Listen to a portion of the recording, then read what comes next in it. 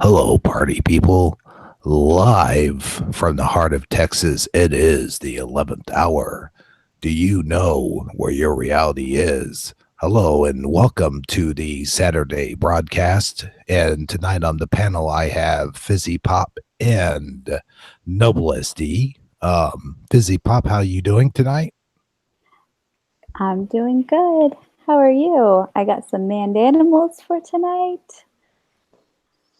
Excited to be here. Cool. And how are you, Noble? Yeah, I'm fine.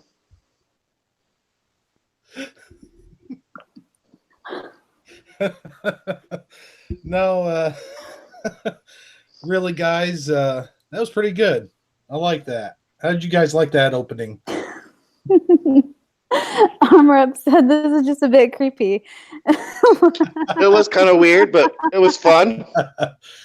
No, actually, everybody, welcome to Sagiterically Saturday. And no, we did not name the show after Sagiterically Speaking. It just turned out that way. So, welcome. So, Because there's so many other things known as Sagittarically. true.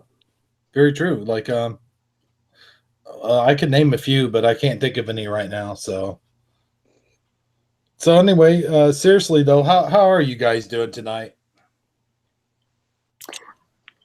Doing good. Apparently, we must miss Dan and the crew because we feel the need to impersonate them and have them to be here in spirit, right?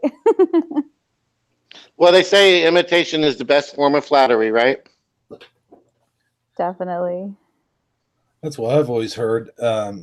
Actually, I told God's Armor, I said he was mentioning something about me supposedly filling in for Dan. Like I said I would, and of course I missed Friday, but I said, what was it? I said I made some kind of comment. He said he doesn't call it that or something. I said, well, hey, I just after all, I am just Jay Leno here. You know, Dan is like the Johnny Carson, and I'm Jay Leno, just kind of filling in for him. Definitely. Awesome. Well, I'm glad that you are filling in for him because it's Yeah, it gives me definitely. something to do on a Saturday night. Well, what would everybody do out there on their Saturday nights in the Mandela community if they didn't have somebody blabbing about things, right? Exactly. Plus, I hope that Dan is having a great time on his vacation wherever he is. Yes, hopefully he's getting lots of rest and unplugged from YouTube.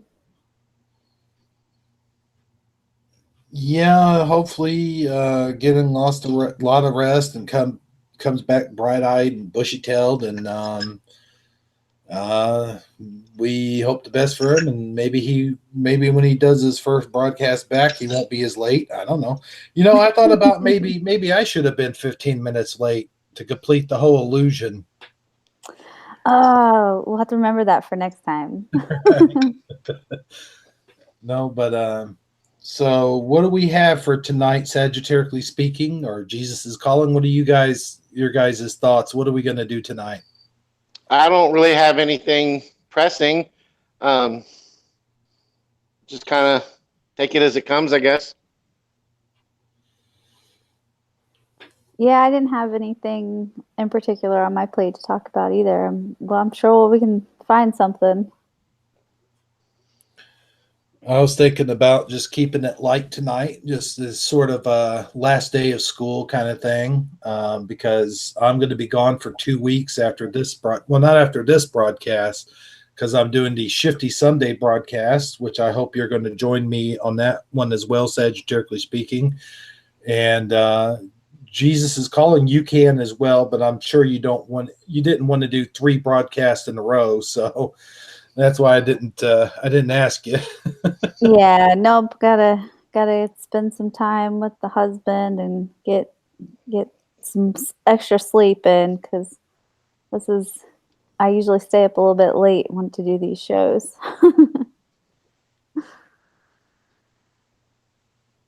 But But I wanted to thank everybody for tuning in for this special broadcast, and Actually, Eddie Von King sent me something earlier that I found interesting. It had to do with these naval ships.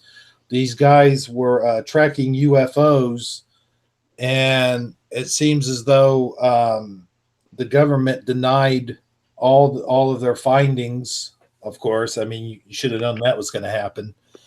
And they told them to keep a gag order on all of them, but I think it expired or something like that. And I watched the video. It's a very interesting video.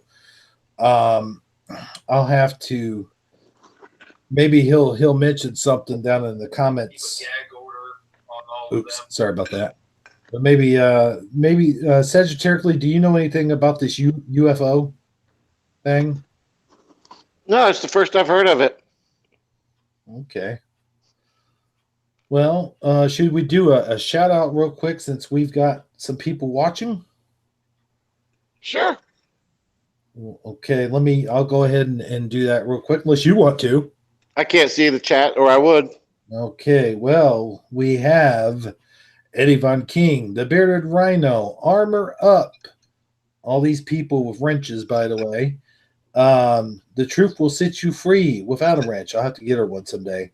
And of course, there's us, the crew. Jesus is Calling is on in the chat as well. And that's all that we have for right now. So, well, we're off to a good start. What is that? 5 people? Yeah, about 5. And the Bearded Rhino, I haven't seen him in a while, so that's pretty cool. It's good to see him.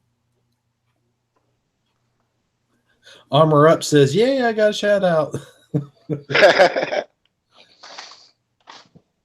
You guys had an interesting show on Friday there, Jess. I listened to as much of the show as I could till my phone went dead. Then I couldn't. I had to put it on charge. So one thing I got to tell you, one of these days you'll have to ask God's Armor do his rooster call. He does one heck of a rooster call, and I hate to put him on the spot, but no, actually, I don't hate to do it. I do it all the time. But, you know, maybe he'll do it for you. Maybe he won't. He told me it was a one-time thing only, so I don't know. He just said don't make a habit of it. Right? There we go. All right. I did not know he has a famous rooster call. I will have to find a reason to do that. And yeah, that's really funny. I had fun on Friday night, and it was funny too because like I was kind of fading a little bit. I was ready to. I think we were getting ready to kind of call it a night, and then you popped in, and apparently you brought an energy, and we stayed on talking for quite a bit longer actually. So no, it was a fun show. Cool. It was fun. Yeah. I'm glad I have that kind of energy to me. You can feed off of my energy. Yeah. Eddie Von Keen has written in and said that it's called the Nimitz Encounters channel, and it's the video of the same name of these naval guys who spotted the UFO, and I think they also spotted it on their radar. So if any of you have the time, you can look that up. Does anybody have where they can look it up real quick and maybe Google it? Yeah, I can try that. I mean, I can't really watch the YouTube video, but I'll see if there's anything on Google in regards to it. You know, Nimitz is Nimitz. Nimitz.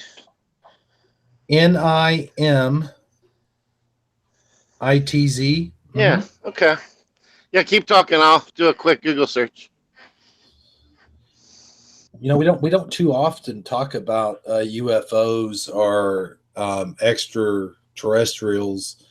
I think I heard you guys talking about it once, if I'm not mistaken. You're talking about people thinking that it's less of aliens from other planets and more of demons disguising themselves as aliens. I don't know what to think of all that. What are your thoughts on that, Jess? Yeah, so have you ever read the book of Enoch? I've read parts, bits and pieces of it, but I never Uh, was a big um, Bible reader. I've always heard stories from the Bible, and I've always read the Bible, of course, but I've mhm. never really retained a whole lot of stuff. But if you can refresh my memory, I'd be glad to hear it. Well, so the book of Enoch is really interesting because for those who have read it and kind of, it's one of those like apocrypha type books, but it's always been part of I guess, the Ethiopian Bible. But on top of that, like there's in Hebrews 11, it's kind of like it's they call it like the Hebrews Hall of Fame chapter, and it just talks about all these like really devout people, and Enoch is named in there as well, and Enoch is talked about in the Old Testament. And so like it's this, and so for this, that kind of helped me like give some credence to the book and in desire in reading it. And that book is very explicit in talking about kind of how how there were angels who came to earth um, in Noah's time and prior to the flood, and how they taught men things, um, and like all kinds of things, that they taught women to paint their faces. They taught about jewelry. They taught about like how to make weapons and armor. And they taught, I want to say it, and I could be misquoting this, that they taught, because I've only read through the book once and I like listened to it once. You can find read through recordings of it online. And but yeah, I want to say that it said something about they taught them witchcraft and stuff as well, but I could be wrong on that. Just various things that, but also that the angels, these fallen angels, took women as wives and basically, oh, armor up. He says they taught abortion and herbs and many more things, and that Enoch is also quoted in Jude. So, and actually, I think Jesus, if I'm not mistaken, I want to say there's something that Jesus quoted. He didn't quote it, but it was something about, Jesus says something about angels or heaven or hell or something like that, that you would only know if you've read Enoch. So there's this understanding that Jesus read and knew Enoch, like, I don't know, that's something like that. But yeah, so basically the fallen angels taught men things, and they also took wives and laid with women and bore giants, and that's how giants kind of came to the earth. So I have a question: The whole fallen. Is Enoch a prophet himself, or is it just a group of people? What is Enoch? So Enoch was a man who walked with God, and who was actually even, he was taken to heaven like Elijah, and he never actually died.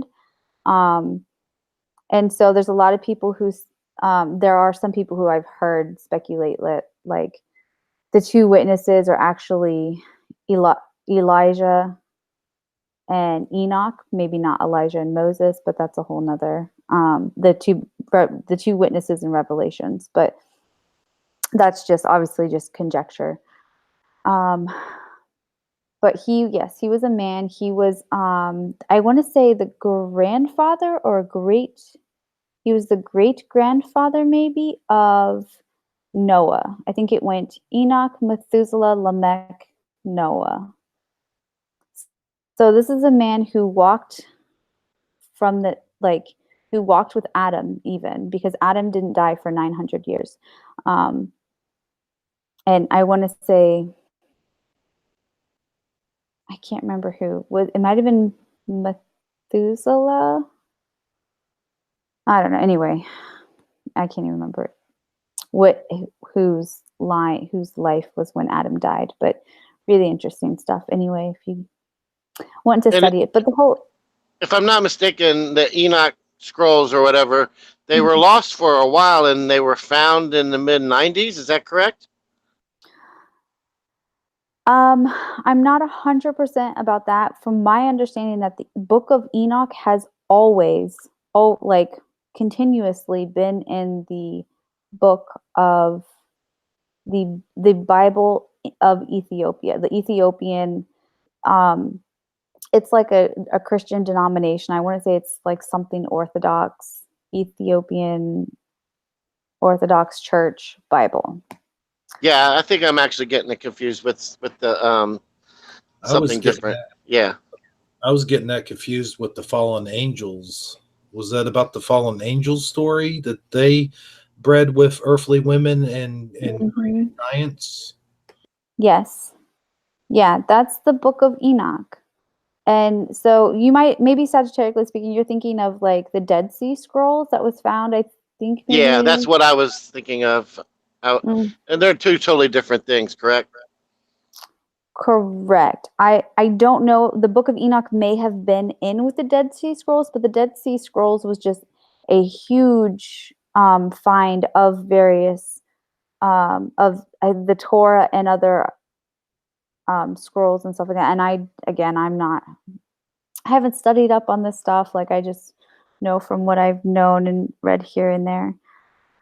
Um, so that being said, kind of like reading through the Book of Enoch, I didn't read through that until post Mandela effect, kind of post this understanding of where we're at in the world. For me, of seeing the world as very much less, very much there, like even, more so just believing and knowing and that there is a spiritual world, and having how much more significant it is than the material world, if you will.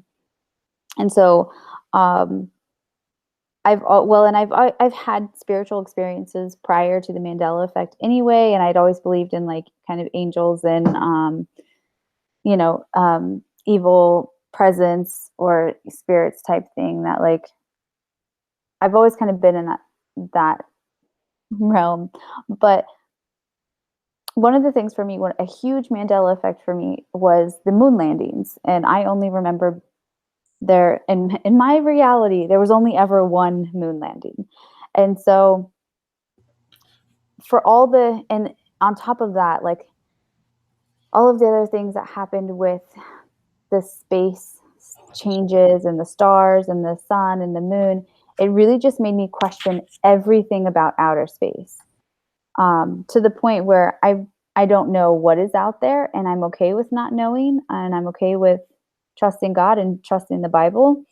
And the only thing that I can think of is why would there be these lies and this agenda put forth? Like, what reason is there for that, right?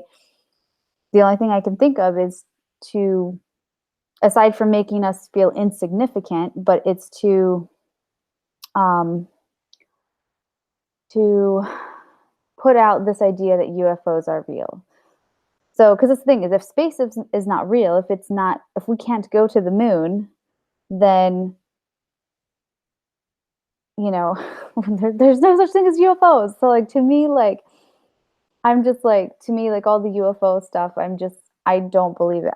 I think that what is going to happen, if it does happen, I don't know that it ever will, that if there is like a huge, kind of UFO type, comes out that, oh, there's UFOs, I think that it's a cover up for what we know is what the Bible talks about as like fallen angels. In some ways they can be one and the same, like they're other, they're not earthly human beings, in the sense of, the angels mated with man, and created giants, but and other creatures and stuff like that. But at the same time, they're not humans and they're evil. If that, like, I feel a little silly saying all this. So that's why I'm kind of laughing a little bit. but yeah, so, and there's so much fear and hype in the UFO community, and a lot of it, I think it's a way to distract and to instill fear. And if you think of just like kind of your emotions and how, God calls us to be in this like love frequency, because I don't know, I think of a lot of it just kind of like being, vibing in that frequency of love versus like vibing in down in this lower frequency of fear and anxiety, that like that's what the enemy's trying to do, is trying to pull us down, right? and keep us from being in this higher frequency of just loving and being kind and just helping each other and all this kind of stuff. If you get sucked into this fear, for regardless of what the reason is, but I think the whole UFO thing is one of those things. But that's just me. I could be wrong. Well, the interesting thing also about the whole UFO thing is there's some paintings, like ancient paintings. You'll see religious paintings also. One of the paintings is that of the Virgin Mary, and I'm not quite sure which one it is, where she's holding Jesus or something to that effect. And off in the background, which a lot of people have never noticed before, but there's a sort of kind of flying saucer type object in one of the backgrounds with a beam of light kind of coming off of it. And I think this might have been a Leonardo da Vinci type painting. And I think in another painting, I think that the Last Supper painting off in one of the windows, there's some kind of drawing or there's some kind of gleam of light coming out, and then you see like a saucer type object off into one of the windows. I could be mistaken about that one, but the one I was referring to with the Virgin Mary off into the far corner, the far left corner, if you look up, I wish I had that painting to show on here, but it shows a flying saucer type deal. Yeah, I'm sorry, go ahead. I was gonna say, I'm gonna send it. I have one link of it up. I'll send it to you. It's called it's funny you bring this up, because I only know about the Mary painting. It's called Madonna and the Child with the Infant and Saint John, and this was on Jeopardy, and me and my husband watched Jeopardy. Oh, so yeah, there's that link if you want to pull it up. Well, let me see if I could do I wish I could do screen sharing. Can you screen share?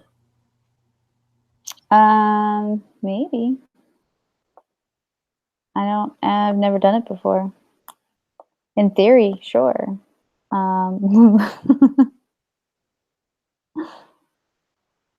I've opened it up for you to present to everyone. If you have something you put on your thing, you have the screen sharing option on your the Hangouts, right? Okay. Yeah, I do. Hold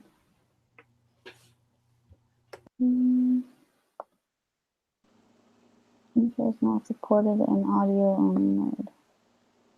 Well, while she's looking that up, I did find stuff related to the Nimitz encounter if you want me to share.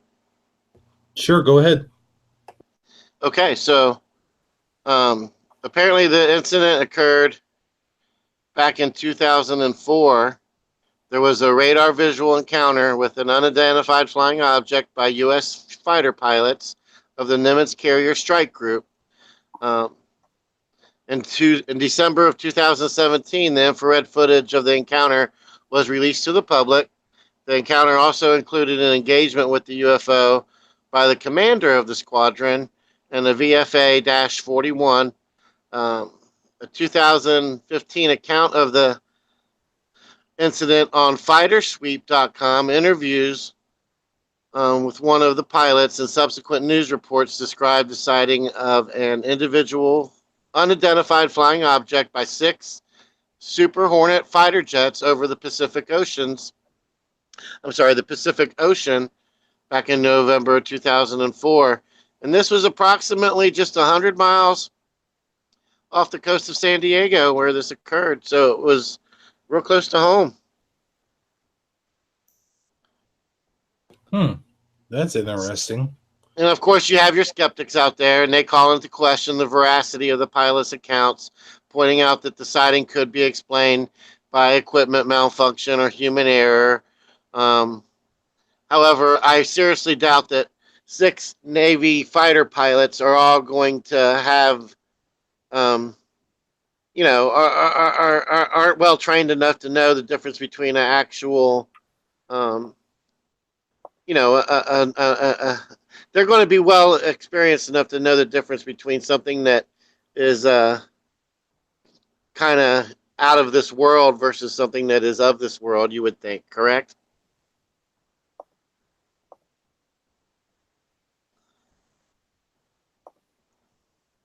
Are you there? Wait, what's up? What I'm saying is, I seriously doubt the 6 Navy fighter pilots are going to be mistaken as to what they've seen. That they're incapable of distinguishing something that is quote unquote out of this world versus something that's of this world. Okay, so you're saying that you think that they would be incapable of seeing something on a spiritual level that they would see, and that what they really that they wouldn't. Well, I'm saying they really wouldn't call it a UFO if it wasn't something of that nature. They wouldn't be mistaken, because skeptics are trying to say it was some type of, you know, um, equipment malfunction that caused them to think that it was a UFO. They had a visual. They actually had, according to the report, the original report. And then again, why would it be sealed for all this time if there was nothing to it? I mean, yeah, you're always going to have your skeptics trying to say this or that, but for the most part, I believe that um, 6 Navy fighter pilots aren't going to be aren't going to mistakenly identify something as a UFO that is not.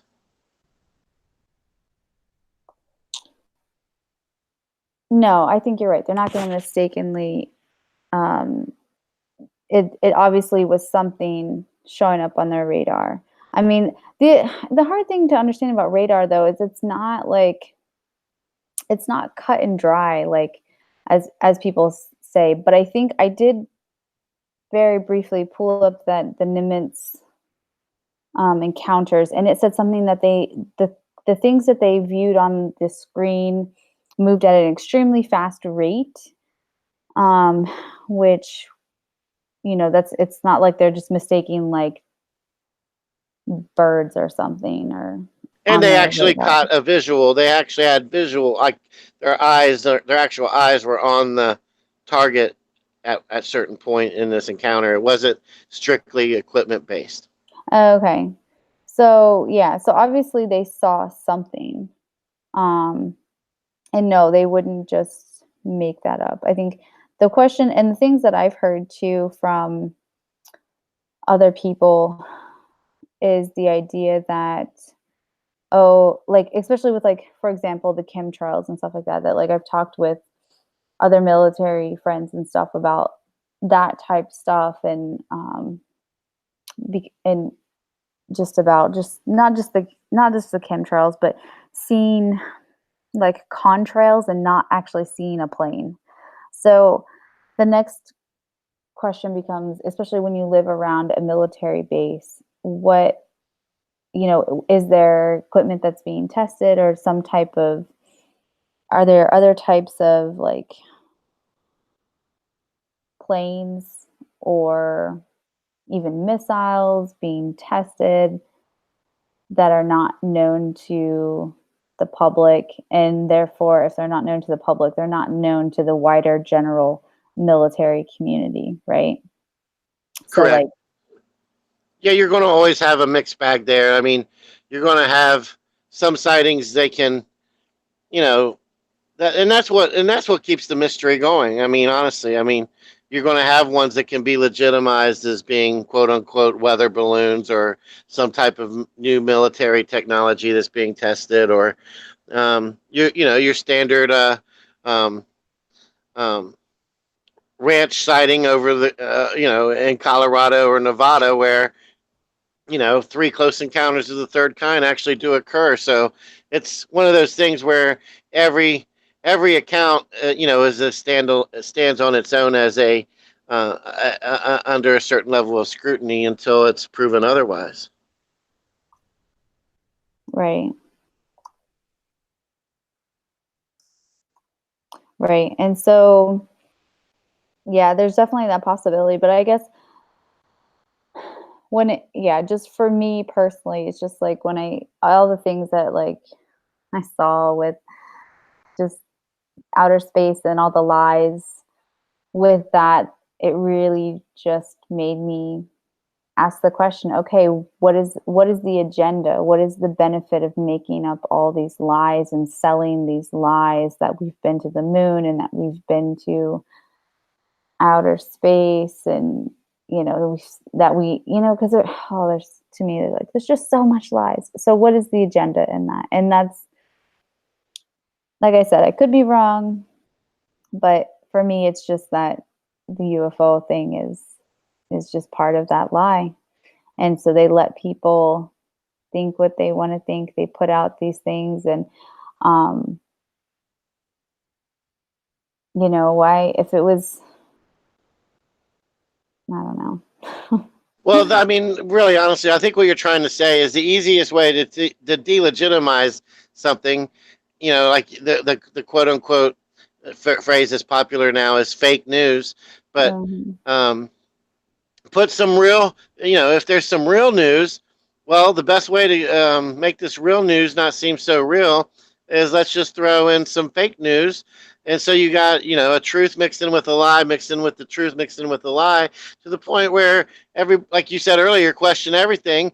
And now you're even questioning the truth as well as you're questioning the lie. So at this point, it's like a shell game. You really don't have a clue as to what the reality is anymore. Hence the intro that we had at the beginning of the show. Right? Where is your reality tonight? And if UFOs don't exist, how do you explain me?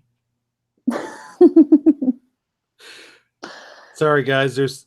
He wanted to join in on the conversation. I couldn't stop him. Sorry. Yeah, it looks like he needs a new tailor, but he's got a great hairstylist. Right. Sorry, I had to do that.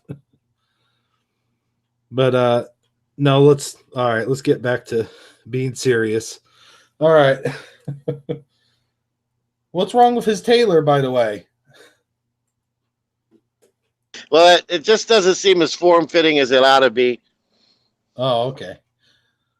But no, I agree with what you're saying. The reality, maybe the whole thing about the UFOs and everything, like I used to even believe in that stuff at one point, but because you have the vast universe, you have this huge universe, supposedly it's unending, right? Like it's infinite, like you have an infinite universe. But then again, God created the universe, and if God created the universe and he only created us as humans, but he also created other life forms, is it why I mean, but the other life forms are right here on Earth. It always made me wonder, like, would he have created other intelligent life forms and stuck them on a planet somewhere where there's, like, let's say, for example, there's two of you or two of me, and they're just on another planet somewhere. And just for the sake of argument, you could say that maybe that planet is merging with our own, and that's what's caused the entire Mandela effect, and that nothing actually has changed. It's changed for us, but it's actually the same, but it's in a different designed world. And I've always questioned that until I started actually seeing the Mandela effect. And now I would question, like, my question goes to you guys. What do you guys think that maybe if God had created other living beings, and we just haven't found any text in the Bible of that evidence or whatever. You know what I'm trying to say?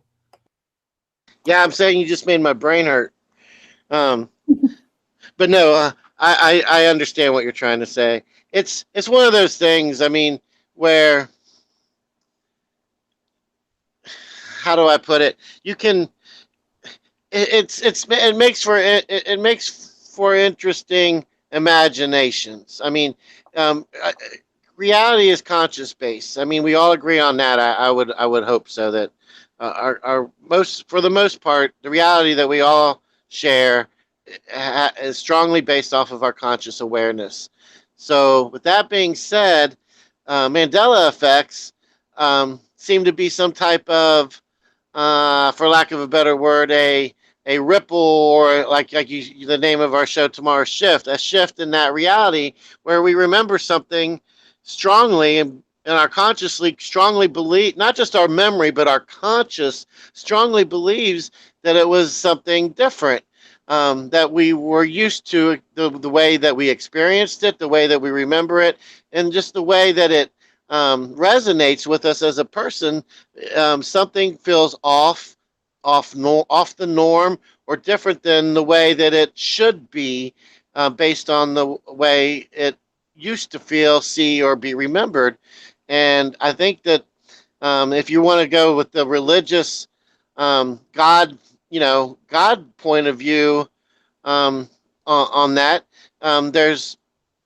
there's a lot to be said for it, because a lot of this Mandela effect stuff is affecting, biblical, the Bible itself, um, biblical stories, and it's also affecting, scientific, things. And of course, the ones most people notice are everything that happens in pulp culture. But I would be willing to bet that there's, for every one that we catch, there's probably 1,000 to 10 to 20,000 ones that we didn't catch, that we either just took the update and it ran seamlessly and nobody's aware of it, or it just is, buried in the bottom of some research paper in a Harvard University, and nobody's picked up on it yet. Be it, it could be something as simple as, changing the way a certain, drug is manufactured, or who started it, or what effect it had on people. I mean, there's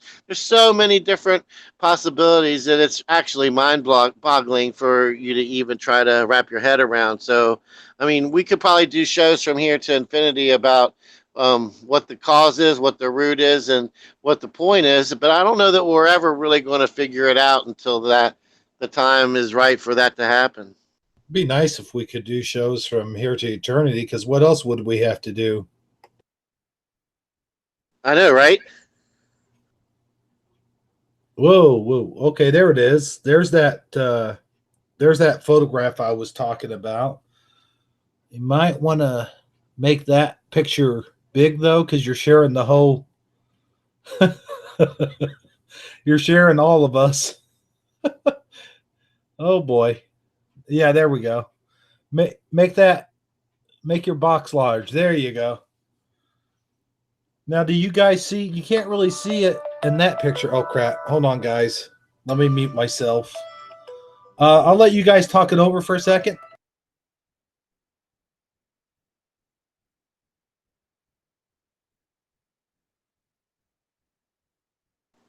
Are you? I can see it in the screen. Jess, do you want to talk about what you're showing?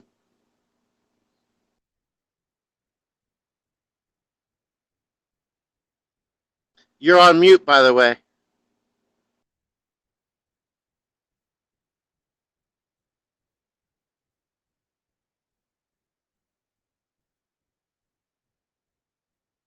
Well, I don't think she can hear me.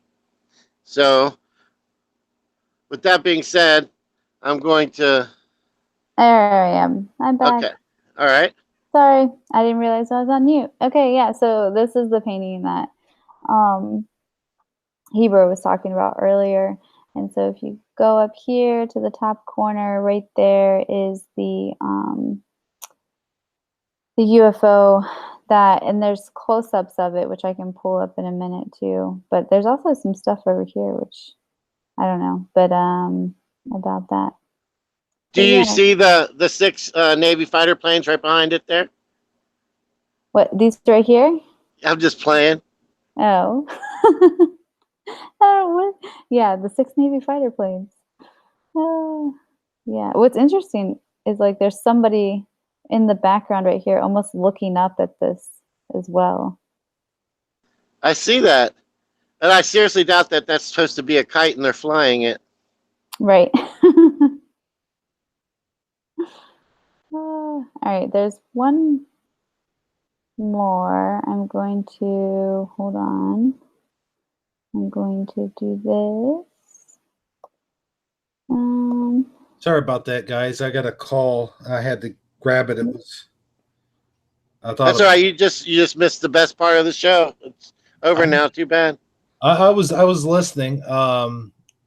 I see she found the little spaceship there in that the Madonna painting. So what are we looking at here now? What's going on now? Oh, I'm trying to pull up the other ones, the other pictures. Okay. Here, this is Oh, what there's it. that. There it is. There. So that's it. Kind of close it up so you can see what was actually painted.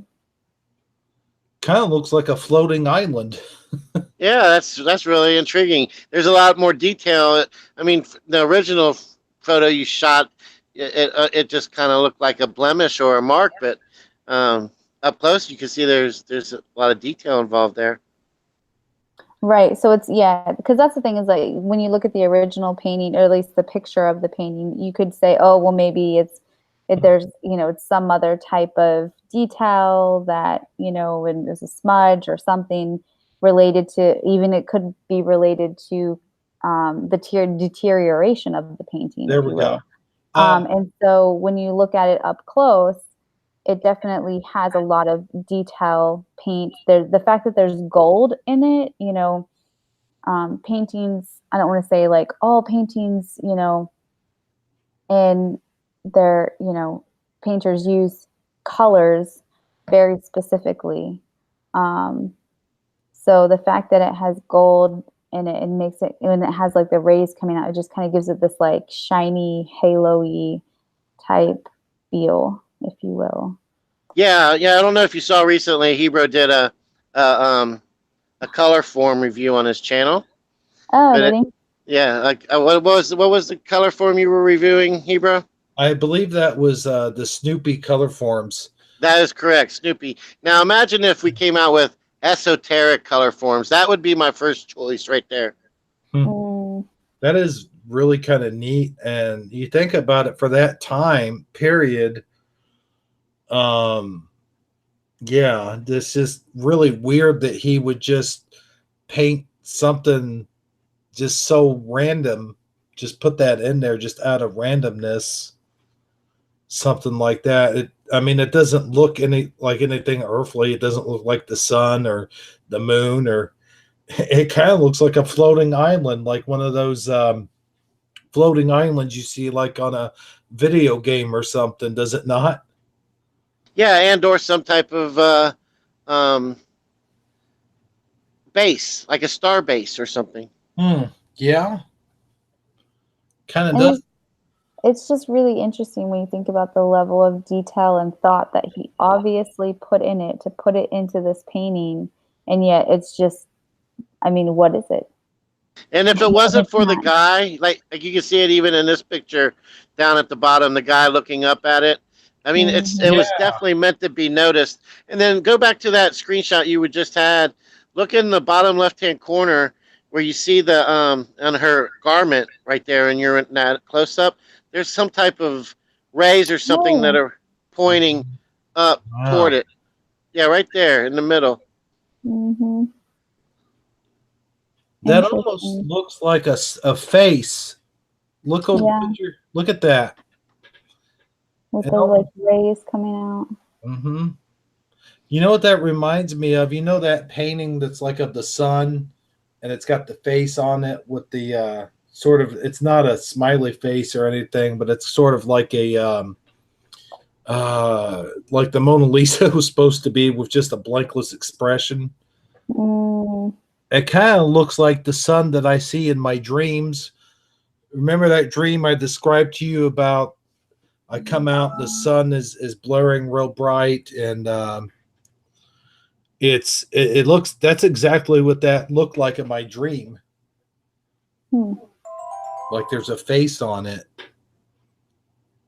That is definitely, that's odd to me. Very odd. I want to look back at the original. And the fact that the guy's looking up there and pointing, Right. you know, it's Yes, like, okay. It's definitely meant to be noticed, and I think that he was afraid that it wouldn't. The artist, it seems almost like he wanted to make a point that got noticed, and that's why that person was included in the painting, looking up at it. Mm-hmm. some people are saying they're not seeing what you're presenting, but can you see it, Sagiterically speaking? I could see it.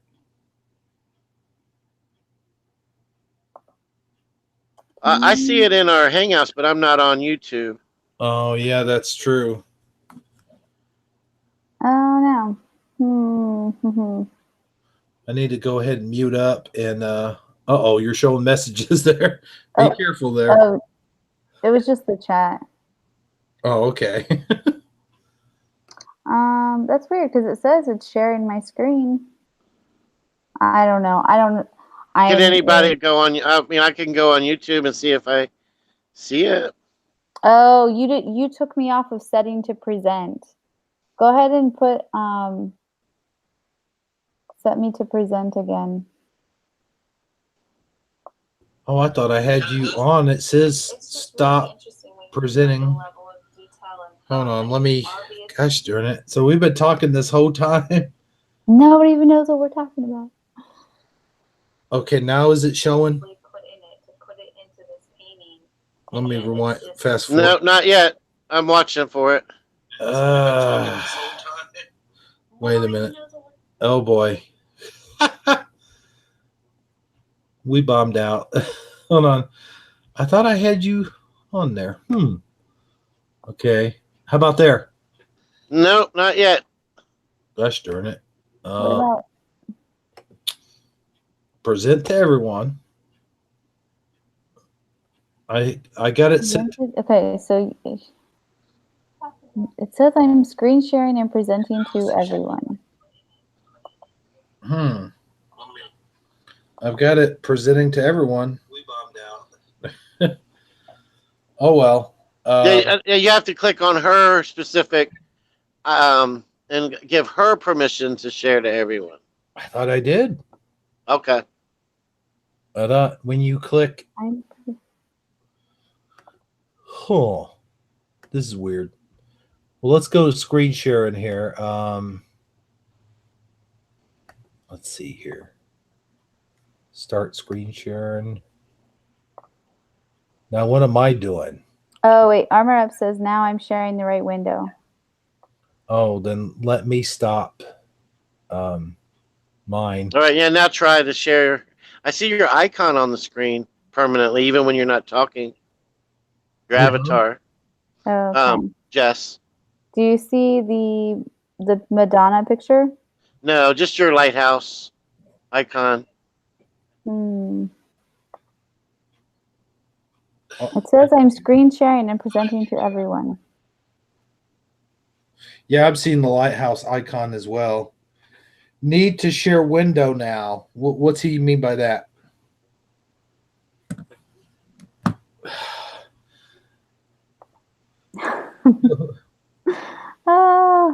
We're technology. It's easy for you to say. Yeah, right. We've been doing this whole time, and you mean she hasn't been on the whole time? Oh man. Do you blind my sphere? Well, the other thing you could do, Hero, is you could try to. Let me see. Let me stop sharing and try something. because I had it on present to everyone. That's weird. Wait, Right. what's this window thing here? Hide participants. I don't want to do that. The bearded rhino has a great comment. It says, 3 blind mice, see how they run. Ain't that the truth? What happens if I click this button? Does that do it? Yes, you did it. Did I? Yay. Yep.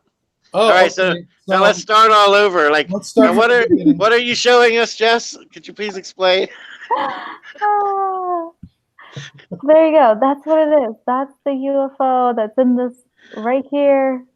This is the level of detail that it was painted. Looks like there's some blues and some greens and some gold and brown maybe. And there's the man below that's looking up at it. Yeah, back off just a click or two. Oh, oh. There you go. And there's the man that's staring up at it. And Zoom then in there's on him. the sun with the face in the middle that we were talking about on her clothing. In the square, the big square is just a close-up of the object in the upper left there. Yeah. Okay. And then the sun in her garment, kind of close up on that again. And close up on that. There we go. Yeah. Well, I'm glad we figured it out finally. Hey. Eddie Von Keen says that man is an alien. The man pointing up? Oh, you know what's interesting about that? Mayonnaise, it does look like it kind of has an elongated skull. I can see that. Yeah. And what is that behind him? It almost looks like it's got like a weird type of symbol, like almost Wow. the thing standing right behind him. Almost has like a demonic type of stance. I was getting ready to say that looks kind of demonic, doesn't it? Yeah. Oh my god! Oh my gosh! No way! You got to be kidding me! I've never noticed that. Looks so... Armor Up says it has a fish tail. Yes, I see it right there, right where she's got the magnifying glass. Mm-hmm. Yeah. There's a lot of symbology going on in this painting, that's for sure, and it's got a lot more to do with. It's doing a lot more than just showing Madonna. Yeah. Right. There's the original. Mm-hmm. So go back up again. Look at the go back down, I should say, how you just did that. Up? Yeah. Oh, to the last here. Either one. Right there where there's so much probably going on with this painting. We could probably dissect it for the rest of the show, but right. The one worth the close up, yeah. Close up. Okay. Wow, I've never noticed that before. The guy with the fishtail. The guy almost. Now go look at the ground below him. There's like details. Like we could go a little higher on the frame, so we can see. Yeah. Now look in the ground there. You see stuff like almost like drawn into the earth there. Do you see what I'm saying? Mm-hmm. But yeah, kind of like under here. Yeah, it kind of almost looks like the what are they called, the hithographs you see in caves. Mm-hmm. They're kind of blurry, but I mean, what is it? Probably like 150 times zoom at this point. Right. Right. And It'd then be interesting to study the painting like itself, because like when you look at the detail of this, and you see that face, little blob. Like, look at the white face to the right, bottom right. Yeah, you go back down or up, whichever. It almost looks like go the opposite of what you're doing. Keep going. A little further, right down at the bottom. What is that person at the bottom? At the bottom there, it looks like they got on a black shirt. Looks like he's on a horse or something. This one? Is it a priest? Oh no! Yeah, oh, it's like a priest or a saint. Yeah, like that's part of the picture. Yeah. No, I was talking about the imagery that's inside the cave there, that's underneath the alien guy. It looks like a dude on a horse or something. Right there, Right yeah. there. Yeah. Well, so here's another interesting thing about a lot of paintings that were done and like I mean, I don't even know when this was done, but you know, like if you study like Renaissance paintings and stuff like that, and they would reuse canvases a lot. Mm. And so it's even possible that like whether this was purposefully put in there like that could, which I don't know that it would really show through or And how much. Jocko in comments said something on her shoulder on her robe. Go back to that. I think it's some type of sun. If you could Yeah. put that back on the That's frame. the sun we were looking at, right? Yeah. Mm-hmm. Yeah. Yeah, that's the sun we were talking about. That thing does look freaky. It does to me anyway. Reminds you of your dream. Yeah. That's the exact sun that I see in my dream when I have a dream about what I can only assume is I'm dreaming about the end of the world, because there's a clock, there's a countdown. The sun's kind of laughing at me. Mm. The bearded rhino says he's off to bed. He wanted us to. He said, "Love you all." All right. So, Bearded sayonara, bearded rhino. Bearded Rhino, have a good night. Thanks for watching. Yep. Thanks for bearing with us for as long as you did. Sorry about the technical difficulties. At least we figured it out. That's the main thing. Oh, yeah. Definitely. So yeah, that's the sun. I got a question. Not to change subjects, but totally to change subjects. Are you guys familiar with the Lone Ranger Mandela effect? Lone Ranger Mandela effect. Or possible Lone Ranger Mandela effect? No, I'm going to stop. Do you want me to stop screen sharing now? Or Yeah, Yeah, might as yeah. well. All right. Show the participants and stop presenting. There we go. Oh, where's it? Got to take it off on your end, I think. It'll take you just as long to There take we it go. off as it probably. Hey! There we go. Oh, so mean. I figured it out. Yay. All right. Okay, now the Lone Ranger, is that the one where he now says, let's see if I get this right. It's the one where he used to say hi ho silver away, now he says hi ho. He doesn't say hi ho, he says something else, right? Yeah, hi yo. Yeah. Now apparently there was some type of court case involved in this where the original person who dubbed the phrase, they didn't want to have to pay him the big bucks, so they altered it. But then when you dig deeper into these documents, because this is all back in the 1930s, so you're going off old newspaper clippings and whatnot. Even the documents are conflicting as to which one he coined and which one they changed it to, because a lot of the adverts and everything, has always been hi ho, but the actual audio, when you listen to it, when he says it, he's saying hi yo. And I just thought that was interesting. I just discovered it today.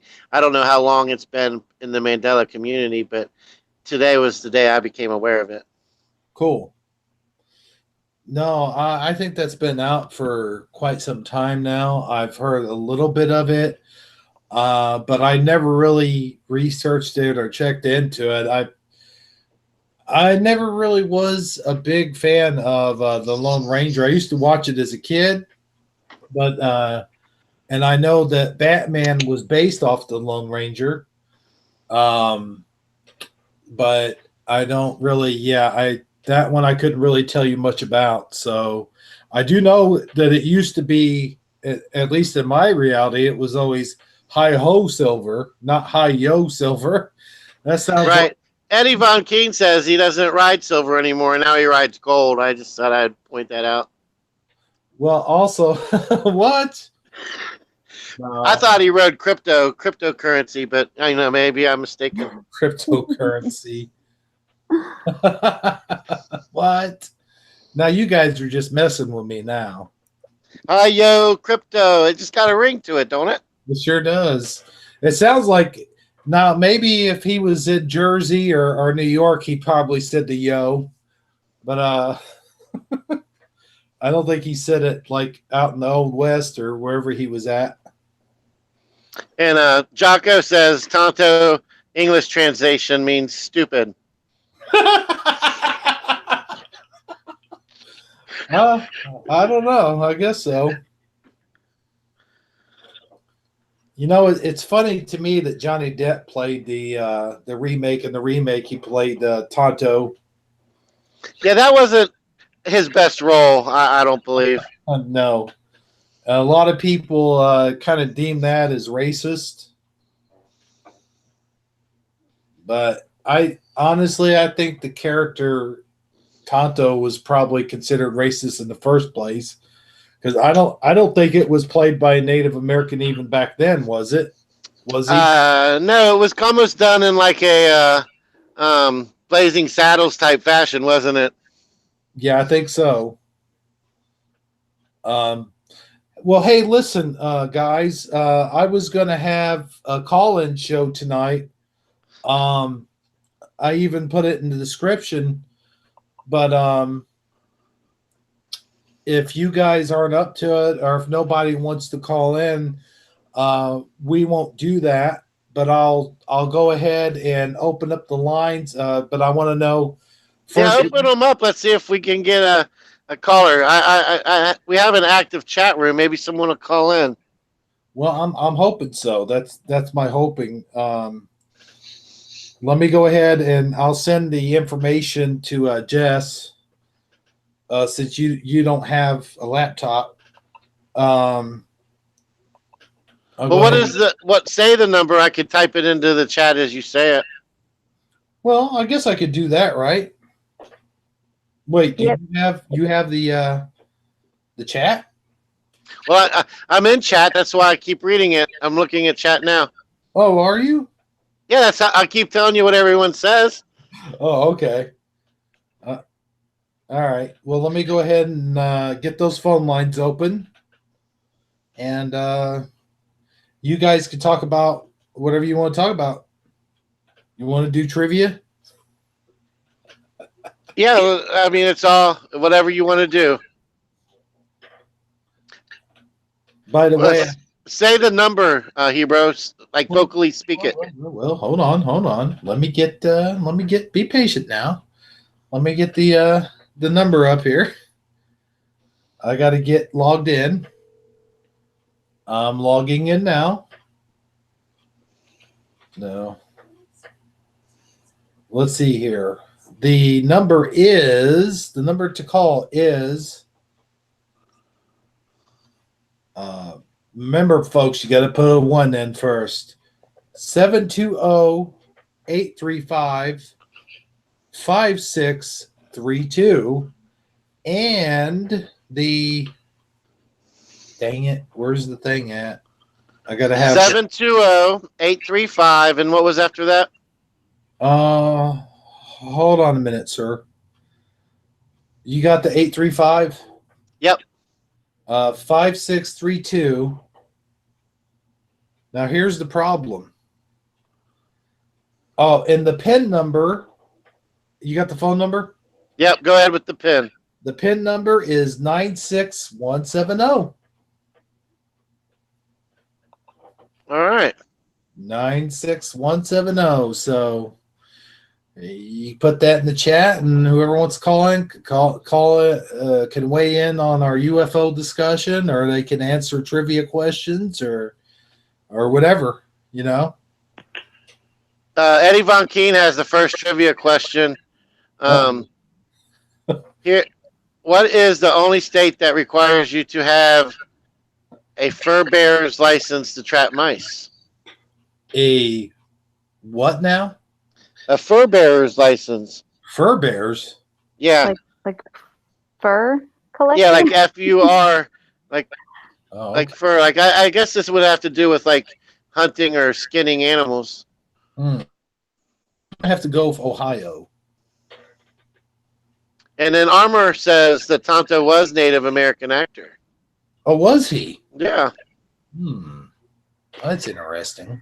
It's a trapper's license, basically, Armour Up says.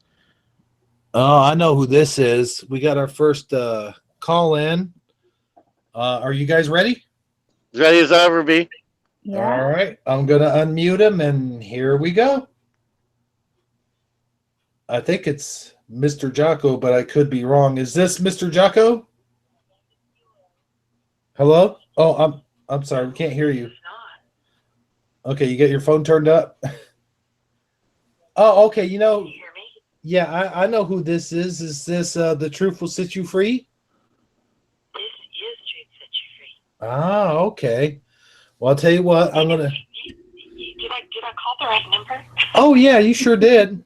Yeah, you're on with the Hebrew channel. How you doing tonight? There you go. Well, I've been a little bit sort of stressed today because I let myself get dragged into somebody's thought of the Mandela effect being just like confabulation or misremembering, and I had a couple of Mandela effects that I had kind of brought up over the last few weeks, but I had this really interesting situation tonight where I was faced with my girlfriend's husband, who, after I left the house, he was blowing my phone up, texting me saying, "What proof do you have? What proof do you have?" And I try not to talk about the Mandela effect with people that much anymore because I'm kind of past that need to, prove it to them. You know what I mean? Yeah, that's a huge problem with a lot of people, especially with friends, family, spouses. I just quit telling people.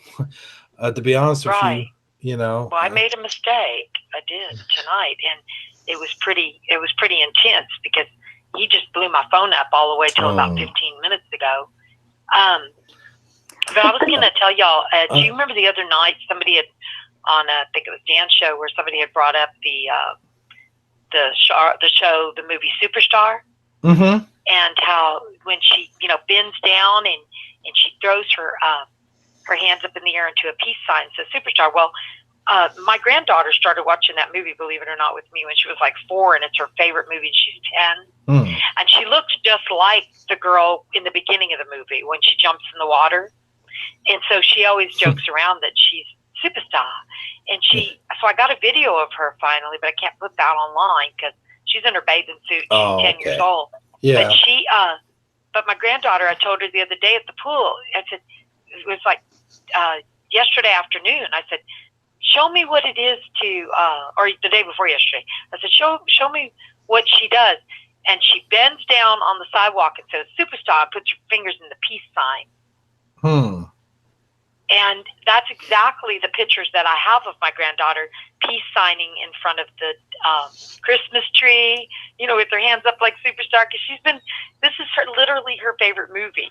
And it's just crazy. Wow. That she started watching it with me when she was 4. So we've watched it at least 75 times. And it was amazing to see the hand changes the other night. And then I was still kind of stuck on, the one where the Bible scripture went from the lion shall lie down with the lamb to the wolf shall dwell with the lamb, and now it's just the wolf will dwell with the lamb. And then also online, not just my Bible, not saying shall no more, but just going to will. But now online, it actually says will also dwell with the lamb. I mean, with the wolf. So I'm like, will also. So I remember, were you on the show that night where you heard that one where it's saying also in there? Well, I can't tell you that I don't remember the also part, but I do remember, for me, it's always been the lion will lie down with the lamb, but I'm not a huge, I was never a huge Bible reader, but I've read parts of it, and that one was one of my favorite ones. And I'll tell you, Jesus is calling. Would you like to weigh in on this? I did not know that it had changed to also, and yes, it changed from the the lion shall lay down with the lamb, to the wolf. Will, and then now now online under the King James Version one online, not just in my physical Bible, it's changed as well, but the one online is actually saying, well, also. Do you see that? Yeah. Well, yeah, it says also. I just pulled it up and I'm like, wow. Yeah, it did not say also. Like the grammar of that almost doesn't even make sense. So yeah, seeing also in there is kind of flooring me right now. You know what Fizzy said?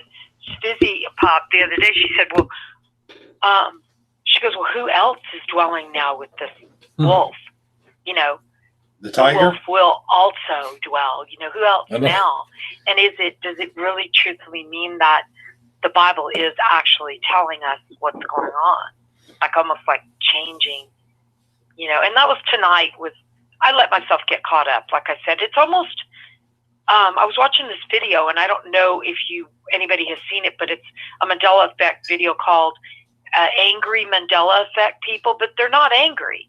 These people are getting on, each one of them telling them sort of a testimony and about their experience with the Mandela Effect. And this one man starts to talk about how most of us are very kind people, very different, very, kind-hearted, and that why are they not, other people, a lot of them just really mentioning why is it that other people really, really don't want you to change their reality. Like I asked my daughter on the van, she used to joke around and say the word Vandy Camps to me all the time. So I thought she knew Vandy Camp's pork and beans. I mean, I thought for sure she knew it was Vandy Camp. So I thought, okay, this one, maybe I'll try one more time. So I called her, I think it was yesterday morning, and I told her, I said, do you remember Vandy Camp pork and beans? And she says, I know pork and beans. So she was evading my question right away. And I said, do you remember it being Van D with the little hyphen camp? And now it's just Van Camp's pork and beans. And so she was later, I think she was trying not to be as rude because she goes, well, I thought you were talking about Vienna sausages. And I was like, whatever. She doesn't want to talk about it. That's the bottom line. She's never going to talk about it. At least my son is open-minded to the Mandela Effect. But my daughter's closed down. And then tonight I went and hung out at this girl's house, and her husband knows my phone. So he's just blowing my phone up, telling me it's just misremembering. And and then he said something about it just being a phenomena. Well, if it's a phenomena, then it's not necessarily a bad thing, right? Phenomena is something that would mean there is something changed. Right. Am I correct about that? Phenomena, it's not misremembering. Right. It's not misremembering if it's a phenomena. There's too many. So on men, go ahead. Well, I was going to say, I don't like that word misremembering because it's a real trigger word for me because it's like, well, if we're misremembering, there's an awful lot of people misremembering because you look at the hundreds of thousands of people that are tuned in to Dan's show every week, and you look at people that have their own shows like we do, and there's no way it could be misremembering. That word just triggers me so bad. We were just trying to fill in the gap. What gap? I mean, even if there is a gap in people's lives, we're not trying to fill it in with anything. And if I sound real weird, like when I talk, I stop and I breathe. I do. I'm going for sort of like a heart surgery on Monday. Yeah. I meant to ask you. They did find a defect in my heart that's it's not going to be a regular cath, the heart cath. They're actually going to go fix the septal of my heart. I think it's called a septal defect. So hopefully I'm going to feel a lot better. And if I don't and I move on to my next life, I just want to let everybody know that it was really nice knowing everyone. Well, we certainly hope that you will pull through that. And yeah, me too. I'll be praying for you. And I can't, of course, speak for everyone else, but I'm sure they will be too. Yep, we'll be praying for you. Thank you so much. Thank you so much. I know I mentioned it on Dan's show, and he's like, you're always calling you're sick. I'm like, well, unfortunately, that's the truth, but yeah. He just... But thank you, Armor Up. He's something sweet in the chat. But I made the mistake though of sharing a little bit with this person, and then he kept saying, "Well, I'm just trying to understand." I said, "Clearly, you're not, because every time I come back with something to you, like I had an experience the other day. I talked to my sister. She lives in New York, and she knows it's Grand Central Station, not Grand Central Terminal." And so I said, "Do you remember Grand Central? What is that called?" She goes, "Station." And then I said, "Are you sure?" And so then right whenever, all of a sudden I could feel her wheels like start to lock up. And she doesn't never talk to me about this. This is not something that I even bring up to my oldest sister.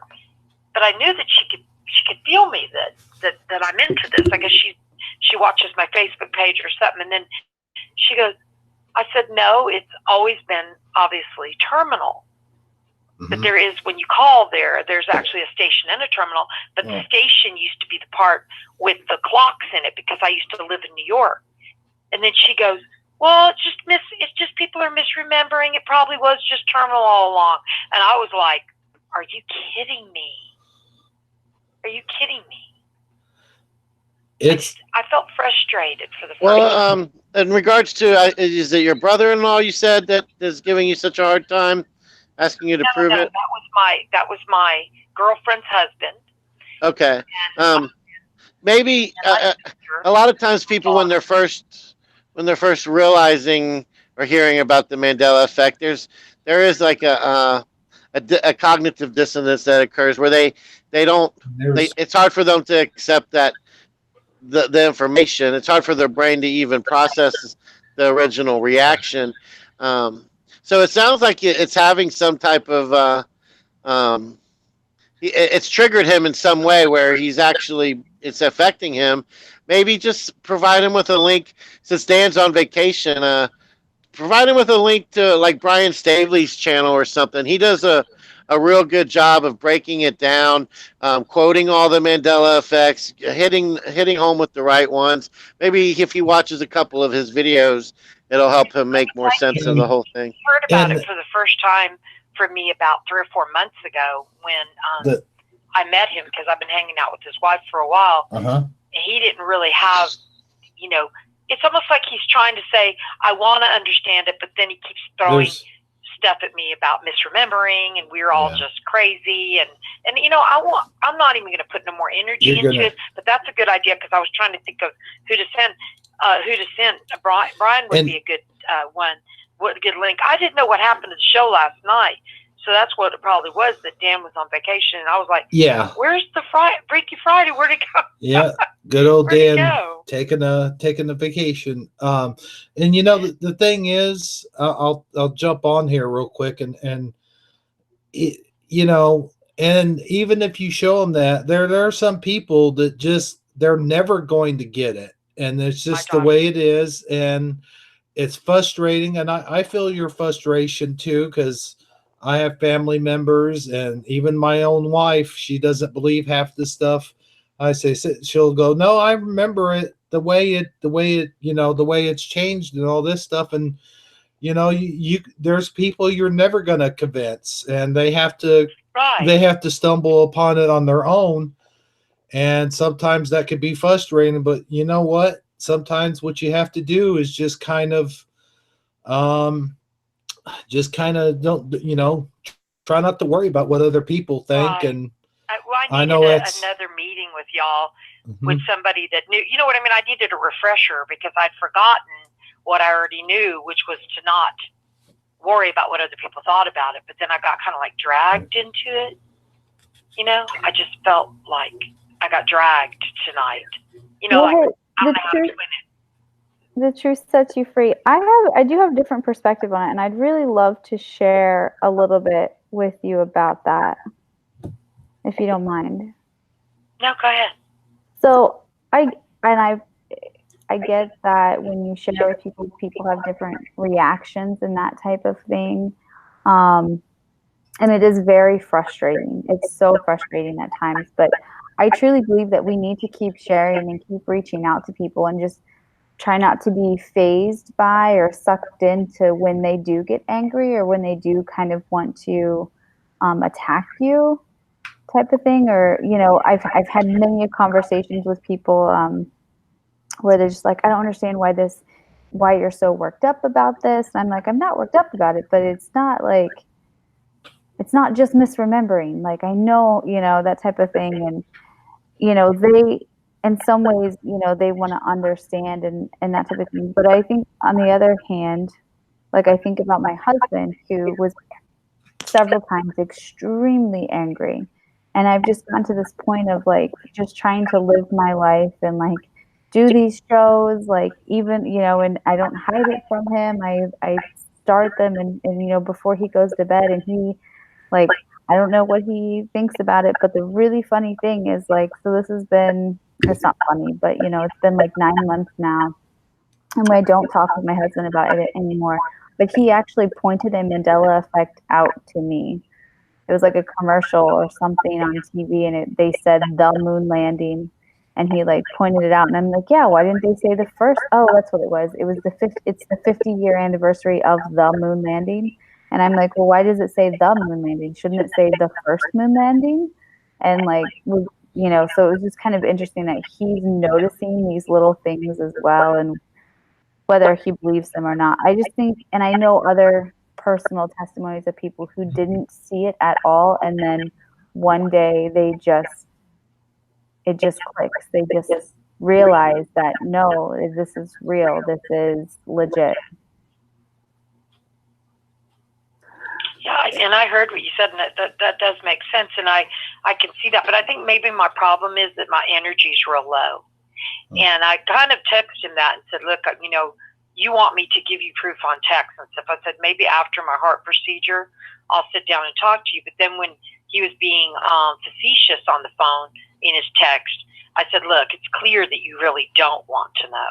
I said, about it. You want to know, but you're saying you do. But I think he was just trying to. His wife me and her were out at this ice cream place sitting there while he was texting me from his house. And she goes, don't even get into it with him. She said, it's a waste of time. And it really is. And in essence, I'm not saying that I won't bring it up to other people, but I did have this guy that delivers. I don't know if y'all have heard of Schwann's. They deliver food to your house directly. Yeah, I love Schwann's. So, I don't do all their fatty foods. I just do their vegetables. But they have a lot of like breaded, fatty. I just try to stay away from that. I just remember their frozen pizzas. Yeah, those would be good if I was eating them. I did buy those for the kids. So my Schwann's man is Mandela affected. And I don't know if I ever told this story before, but can I share one with y'all? One more? Sure. Okay. We're not going anywhere. I was having. Go ahead. What? No, I was just saying we're not going anywhere. I don't have any other callers, so. Okay. Well, it's what all I was going to yours. say was I had a really interesting situation with somebody who was Mandela affected. I was working on a problem where I live in a neighborhood that's like a square box. Picture a square box, and then picture lines in between are the streets. So there's going to be a stop sign at both ends of each street. Like each street, like my street has one at one end that runs into one street, and then there's one at the other end, because anywhere you have a T, you have a stop sign. Well, I've lived in this neighborhood 21 years, and all of a sudden, about a year and a half ago, this happened. And I was just thinking about this earlier today, and I noticed that all of a sudden there were like my street still had two stop signs, and about three others did, but some of the streets, the stop signs had just disappeared. So I got out and looked, and it looked like they didn't even exist in the ground. Okay. So I started calling the city, because what was happening at this point, I wasn't even thinking Mandela effect. So I started calling the city to tell them, the 311 or whatever, that we needed to get. They didn't even tell me, well, you got to call to stop reporting the missing. You have to call and make a report that you want one there. So I said, okay. After 6 months of dealing with them and letting them know and finally getting to the right department, they finally had a man call me, and he said that he came out and drove through the neighborhood, And he said it was really weird. It said that there was never a stop sign in any of those 3 streets that or 4 streets that I mentioned. That he goes, it looks like on our records it was never there, right? And I said, wow, that is so weird, because the problem was when I was driving down the road, people weren't stopping no more, and they were just coming and flying out of their street because there was no stop sign there no more. So it was becoming very, extremely dangerous if you're driving a straight road and people are just coming off side streets directly out. And that's what had started this. It had nothing to do with at that time for the ME with me, although I was Mandela affected at the time. It didn't have anything to do with it. Well, the interesting thing was, he said he went and drove through the neighborhood and took pictures and found 4 streets that didn't have stop signs. And he was all set to come in and install those 4. And when he came back, one new one was there. And he's the only one that does this in this particular division. And he goes, do you know how it got there? And I'm like, why is he asking me that? And I already knew about the Mandela effect, but I didn't say anything to him. And he goes, do you know why it's there? He goes, well, all of a sudden one would be there that wasn't. So he was playing my game, with what I would do. And I said, no, why? And he brought up the Mandela effect. And I said, oh, yeah, I know about it, but I was just waiting for you to say it. And so I asked this man, how many Mandela effects with streets do you see every day? Because he deals with streets. He says he sees hundreds of them change every day. That's what he told me. And it was pretty impressive to talk to somebody who worked with the city, who, he did eventually get the other 3 stop signs up. But it was pretty impressive to have all that happen from this one little incident that I wasn't even going to tie the Mandela effect to it. Do you see what I'm saying? That was pretty interesting, right? Yeah, that's really interesting as well. I think you would make for a great call-in for Dan's show when he comes back. Dan would probably love to talk to that guy. I think I did mention it on his show once. I really did. It was a long time ago. This happened about maybe a year and a half ago. But yeah, I think I had mentioned it. But I brought it up because it's interesting how that man was approaching me. Mm-hmm. With kind of the same way I subtly will approach somebody and say, do you remember so-and-so? And then I'll ask them like I did my sister. I said, what was Grand Central what? And she said, station. Right off the bat. But the minute I told her that it was terminal, that it, and do you remember station? She so-and-so and oh, sorry about that. Go ahead. Yeah, it was nice probably to have the roles reversed once for a change, wasn't it? Yeah. Absolutely. It was. I had no idea that was going to happen. You know what's interesting? You brought that up about street workers and city workers and stuff like that. It makes you wonder how many other city workers or government officials or somebody like that experiences the Mandela effect on a daily basis and just cannot bring it up or cannot even talk about it because they're afraid they're going to even know, or maybe they don't even know it's that, right? They don't know. They think they're going crazy. Right. And they're in fear of losing their jobs also. Well, that brings up a good point too, because there's some African country that Trump misspoke and called it the wrong name, and he called it the name that, and of course, like, it's in the news. I can't even remember what it was. I think we just talked about it on Dan's channel recently too. The name, I can't even think of what it is. But whatever the African country, he said the name, the name that we all with Mandela effect remember. Trump did. I'm looking it up. Trump misquoted. That's interesting too. A African country. Yeah, it was. Hold on, I'm looking. I think I got it. Trump. Oh, Nambia? Yeah. It's because now, like, I remember Nambia, and now it has like an extra I in it. No, well, maybe the way he said it didn't, because it doesn't. Well, the way it's spelled for the news part, on Google, it says Nambia. Right. Now I can look up Nambia. Yeah. The actual name of it, I'm looking it up on Google, is Namibia. Hmm. Namibia. Wow. Because it's Namibia now. Oh. Namibia. Namibia. Yeah. That's weird. But Trump Yeah, said CNN even covered it and says that Trump. The headline is Trump praises healthcare of Nambia, a non-existent African country.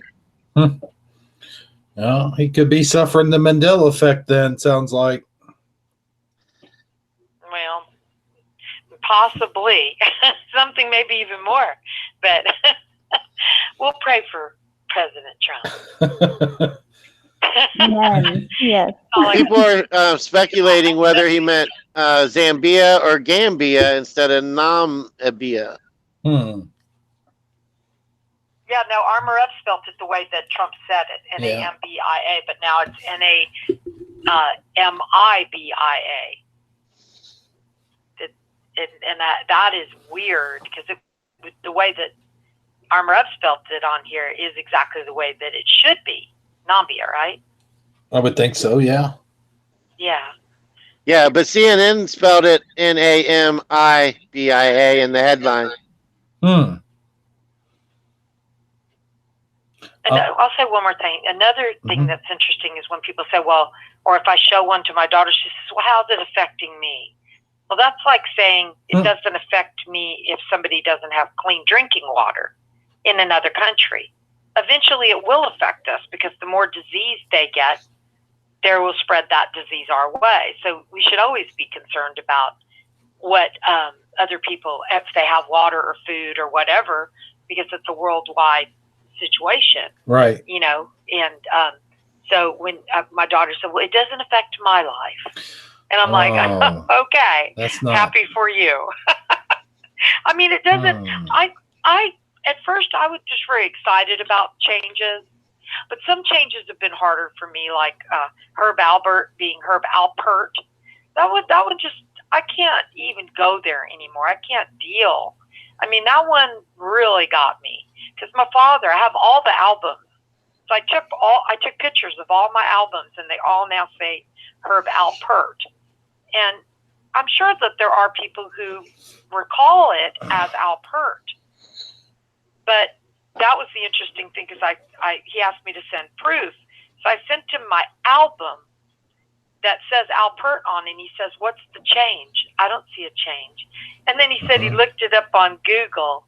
I said, oh, that was my eye roll, because that's the first thing I did when I met Dan. I was looking up the Jackson 5, and there was 6 Jacksons, and I didn't know better. And so I looked up on Google, and Google said, oh, yeah, there was always 6 Jacksons.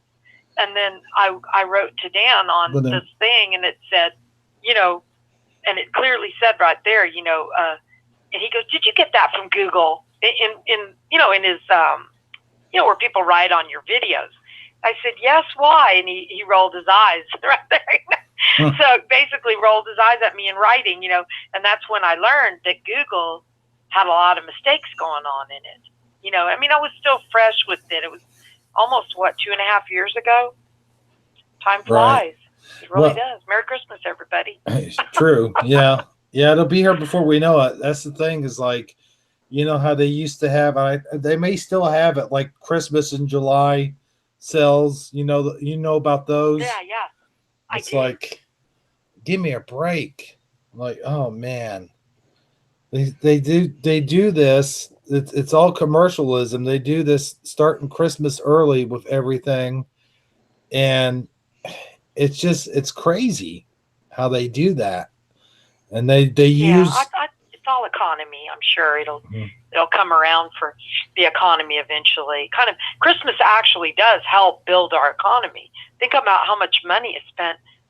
Just think about how many people are really buying Christmas gifts for each other. You know, even if it's the smallest little thing like a gift card for $10.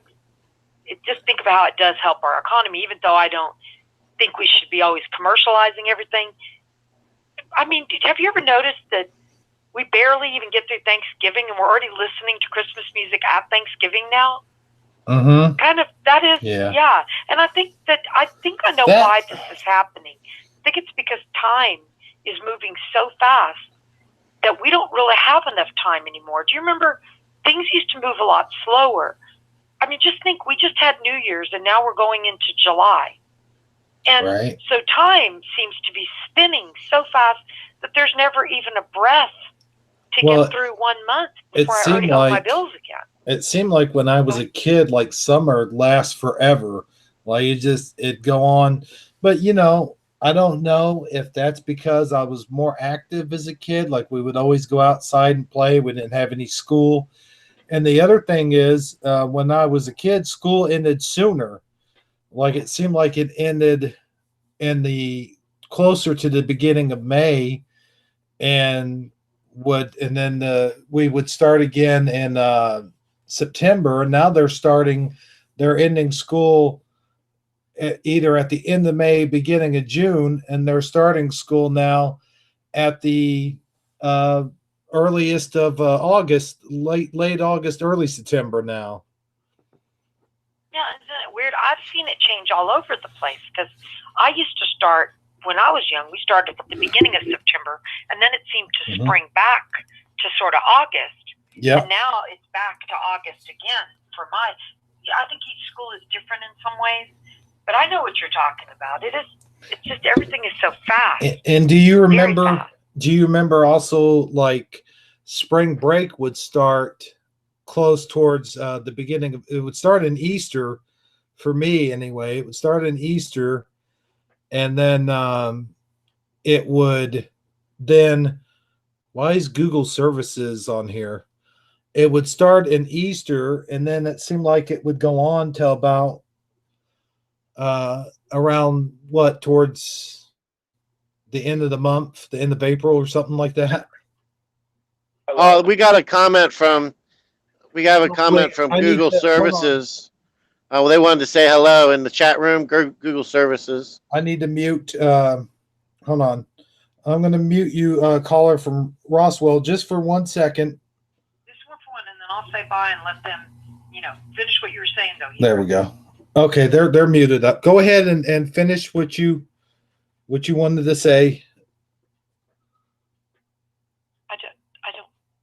I was listening to you, Hebrew. You were saying something. Oh, no, I was just talking about how our days seem to be getting shorter and our nights seem to be getting longer, is what I was adding up to, basically saying what you're saying, how it seems that the time has seemed to speed up. Like, let me use one example, and then I'll go and let that other person talk. Like, I do energy work. As far as my living, I'm actually a mind, body, and spirit therapist. That means I do everything from the mind to not just massage therapy, but I do healing work as well. And when I do energy work with somebody to help them heal, I'll look at the clock and say it's like 11 a.m., right? And if I do an energy session and I look away from the clock for even a second, 45 minutes will just jump by out of nowhere, which literally will feel like 10 minutes. And it will just zoom, especially during doing energy work. And I think that a lot of the people who are having issues with not sleeping at night and stuff like that, there's a lot of people who believe that this is ascension issues and whatever they want to believe, that's fine with me. I don't have any judgment. But I think there is definitely something with the time that's causing us to, not feel like we have enough time in a day. So then we want to have that personal time.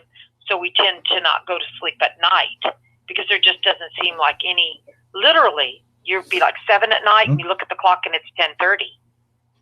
It's just crazy. But y'all definitely, I want to let that other caller get on, and I appreciate y'all talking with me and listening. Well, and we appreciate the call. Vent it out, because I was stressing out from that guy and stuff, and it was good just to talk to people who are like-minded. And y'all, Monday morning, just say a prayer for me. I'll be under the knife on my heart. So I want to ask you, Truth set you free. Do you feel better now? Now that you've gotten that off your chest, you had a chance to vent. I mean, it relaxed me, Hebrew. It really did. It really did. And I'm just going to say goodnight to everybody in the chat too. And I'll probably turn the show on just to listen a little bit. All right. I'm starting already to get kind of tired. And yeah, I appreciate you listening. It was really sweet of y'all. And thank you for your information. I think your Jesus is calling, right? Yep. Jesus is calling. Thanks for talking. It was really good to talk to you too. So have a good night, and I will be praying for your surgery on Monday. Thank you so much. Thank you. All right. Okay. I'll talk to y'all soon. Okay. Bye-bye. All right. You have a good night. Bye. You too. Bye. Okay. Bye. Okay, everybody. That was The Truth Will Set You Free. And now we have. You do know that the Google Assistant is in our chat room, right? Yes. I think it happened because of the caller mentioning Google in her call, saying, "Did you Google that?" I think somehow Google felt like it needed to show up since we were talking about it. I see. Well, I was wondering why it popped up there. It was just kind of at random. Well, we've got 2 waiting, and this is the most we've had in one night. So let's go ahead and well, go ahead and take the next call, and I will chime in when it's been about 10 minutes in case you don't want to go too long, so you can get the caller after that. Okay, well, let's go ahead and jump to the next caller. I'm not sure who this is, so we'll just check it out and see who it is. Hello, caller. You're on the air with Hebrew. How you doing tonight? Hello? Yeah, hello. Okay, yeah. I just didn't know if I was the right call that was on. But yeah, I've just been watching your channel, and I just want to talk about energy work and how I hate niggers and black people. No. We got to end the call right there. Okay. Niggers. No, that's it. Okay. Oh wow! I had to end the call. Hey, you're famous when you have to start ending calls. Consider yourself famous now, hero. Wow, we're talking about important work when you get hate callers coming in, huh? Yeah, we had to drop the call right then and there, folks. I apologize. Apologize for that. That guy right there does not reflect the man. I don't even know what to say about that. He does not reflect the opinions of the Hebrew channel or any of its supporters or affiliates. That's right. Or this panel. Okay, we'll go to the next caller, but I've got to say, see, now the Google services say, please refrain from using inappropriate language in your YouTube live. So did that guy get in trouble? No, that was there already. It was there before. He was just let's just move on. Let's give him no more of our energy. Yeah, I would say so. Wow. Let me ask you this. Does anyone know if that's ever happened to Dan, his channel? Oh, I'm sure it has. It's one of those things where it's bound to happen. I think I had to drop the other caller because I couldn't. I tried to drop that caller, and for some reason it wouldn't let me. Wow, that is so bizarre too, because now the YouTube live support says we understand mistakes happen and people don't mean to violate our policies. That's why the first violation is only a warning. Note that you'll be warned once. So I got a warning now. Yeah. Wow. And I think I was talking to Dan about doing live call-in shows, and he mentioned that yes, you have to be careful about it because something like that can happen. I'm going to mute this next caller. They're from Temple, Georgia, and I hope that's not the same person. I should have probably I should have probably you know,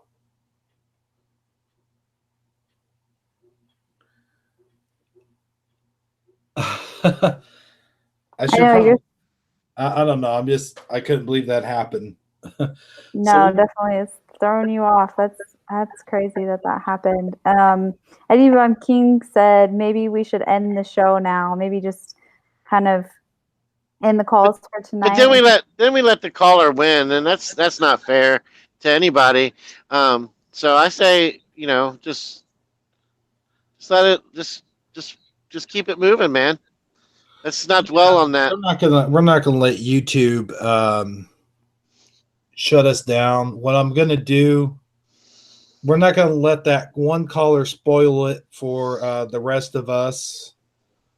It's kind of unusual that I have 2 callers. I was like, wow, we got 2 callers now. So yeah, we won't ruin it for the rest. You're right. But I am going to check this caller and see who it is before I put them on. I'm going to mute my microphone. So I'm going to go ahead and do that. Hey, where am I? Oh, it scared me for a second. I thought the show went dead. You guys still there? We're here. Okay. That was one warning. I've never gotten a Yep. warning before. I think you're going to be fine. I think that's, it'll be fine. Just you say you don't have any more callers?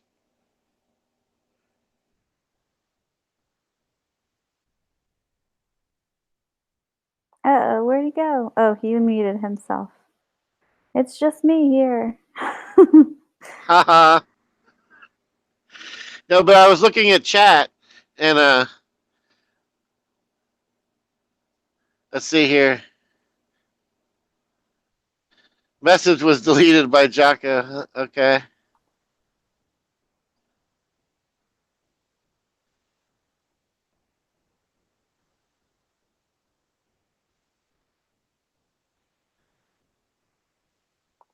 Armor said that he should block the number so that they can't call back. Yeah. Well, we'll see what happens. I guess going. Oh. Okay, hold on.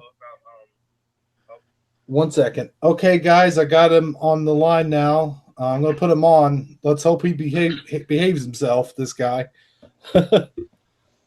Okay, brother, you're on the show with he, bro. I'm not in all that. Okay. How you doing tonight? I'm doing good. How about you guys? How are you guys doing tonight, other than, trolls calling and trying to ruin it? I'm doing pretty good. I'm a little shooken up by what just occurred, but other than that, I'm doing all I right. don't blame you, dude. I saw, Google services trying to, say some stuff, bro. I was like, yo. So I don't blame you for making sure, I wasn't a troll. Yeah. But anyways, I wanted to call in and talk about, crystal energy and all that stuff, because that stuff's, actually really interesting to me. I haven't really heard much about it until now. Who is this caller? Hello? I think they can hardly hear you. Can you maybe turn up the phone or? Yeah, I can hear him a little bit better now. Who are we talking to? What who is this? Oh, no. Okay. No. Okay. I had to end Anyway, that. I thought his voice sounded familiar. It's the same guy who called the first time. All right. Yeah, can you block that number, Hebrew, Yeah. so that they can't call back Block from that number at least? I'm going to have to close down the call lines. I don't know how to do that, actually. I'm going to have to find that number again. I know what the number looks like. If I see the number, I will block it. But we're closing down the phone lines, and we're not going to take any more calls tonight. And now I guess would be a good time to close the show. What do you guys think? You still there? If that's what you want to do, that's fine with me. I mean, it is going. We've been on now for almost 2 hours. Let me check something real quick. Make sure we didn't get any more warnings. Doesn't look like we did. Maybe Google didn't hear him that time. Yeah, you shut him down pretty quick, so hopefully that didn't. Yeah, it sounded like you had your finger on the trigger that time to turn them off. Oh no! Community guidelines Google have been services just broken came too up. many Unfortunately, times. Channel strike me. Oh man, no. That's not good. A strike? wow. Okay, well, that's what happens. I guess when that's what you have to deal with sometimes, and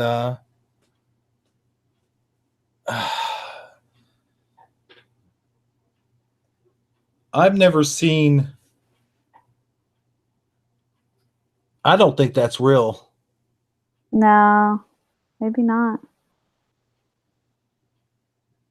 Michelle's opinions just showed up. Oh yeah. Huh. If it is real, I'll just have to. Is there a way to look on your channel? You to pull up. I would have gotten a notification. It seems like, wouldn't I? Yeah, like you should be able to look in your account maybe, or your something about your channel and see like kind of like your channel settings. Like there's somewhere in my very technically speaking technologically way of describing it. There's a way to look up if you have strikes on your channel or not. If anything, I'm going on vacation for 2 weeks anyway, so Perfect. Armor Up says it would have killed the broadcast if it was real. It seemed like it would have. I think that's a troll.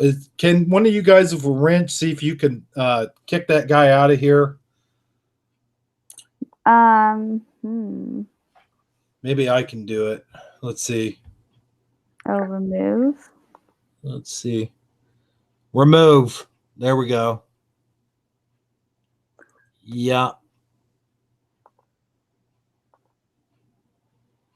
Let's see here. I'm going to try to remove this person or report. They're gone. They're gone. Well, I think that's just the. That's the guy that Google thing is. I think that is the guy who keeps calling. So they're gone. I've removed them. Let's see here. You want to flag them as report them? Yeah, I'm going to report them. I'm going to report them for hate speech. And there we go. So whoever that is. Fake news. Whoever that is gone, and I'd like to apologize to everyone who's watching the show right now for that happening. See, now it says 10 watching, so when I removed him, now or it said 11 watching, and when I removed him, now I just got 10 watching. Okay. Yeah. Well, don't apologize. It wasn't your fault, and also it made for it made the show interesting. It was excitement. Man, yeah, you're gonna have trolls sometimes. That's right. You should count yourself blessed. You know what the Bible says about being called names and being obviously this is not persecution, but you know what I mean. Like the world will hated Jesus and he will hate you also. So hey. Yeah, I think he was just upset about the way we started the show. He really thought it was going to be Dan's channel, and he was disappointed. Yeah. I thought you guys were Freaky know. Friday. That is something that's never happened to me before, but I must get used to it, I guess, huh? Oh yeah, it's just par for the course, man.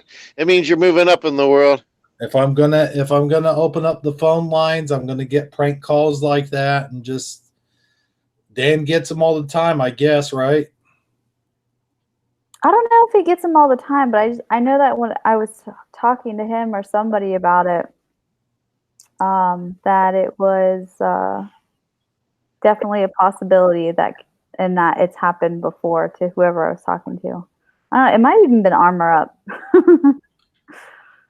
or some. I don't know. Yeah, it just means that you're becoming infamous now. Instead of just famous, you're infamous. Yeah. Well, I've blocked the guy. I've reported him. He's been reported. And if I see the number come up, it's Arizona number. So if I see that come up again, sorry for you guys who are from Arizona, but I'm not answering. I'm sorry. I don't know, man. The enemy's trying to get to us, right? You know. Oh yeah, you're fine. I wouldn't even worry about it. We have some new comments in chat. Of Eddie Von Keen says the channel, it says auto generated by YouTube. Stats joined March 28th, 2019. And Zeb Johnson says hindering spirits be gone by the blood of the Lamb. Just so you know. And let me see. Yeah, and if it was a real, Michelle's opinion says if you go in your channel information after, even if you wait till after the show, it'll tell you if you really got any strikes from YouTube. So I think you're fine. I just hope that YouTube doesn't. And Jocko says Google and YouTube don't join the chat rooms. So Well, I didn't figure that. I saw that and I thought this is weird. Why would Google be in the chat room looking at stuff? Now, see, just now I've got a. Let's see what I got here. I got a notification.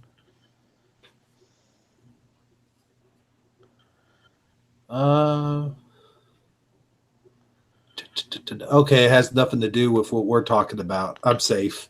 Makes me wonder what about the things that we were talking about upset them that they would, I don't know, or did people just go around clicking on live shows and trolling them? Is that what they do for fun?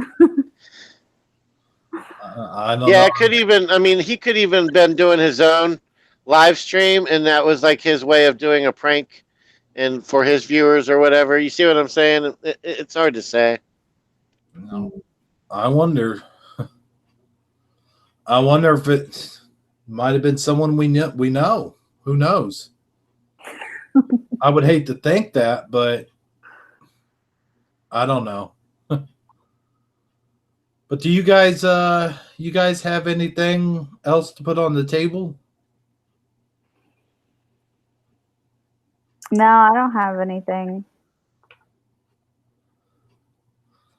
I just wanted to again, I know I'm not probably shouldn't apologize, but I'm going to anyway because it did happen on my channel, and I just want everybody that watches this later to not think that this was any way my idea or my views or opinions or anything like that. So just want people to know that right away, you know. Eddie Von Keen said maybe it's the real Dan bored on vacation. Uh-oh. They're back again. Get out of here, buddy.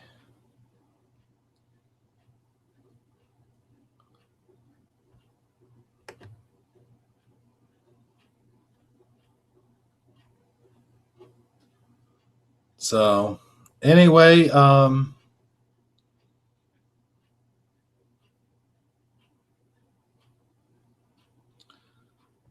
I guess we can go ahead and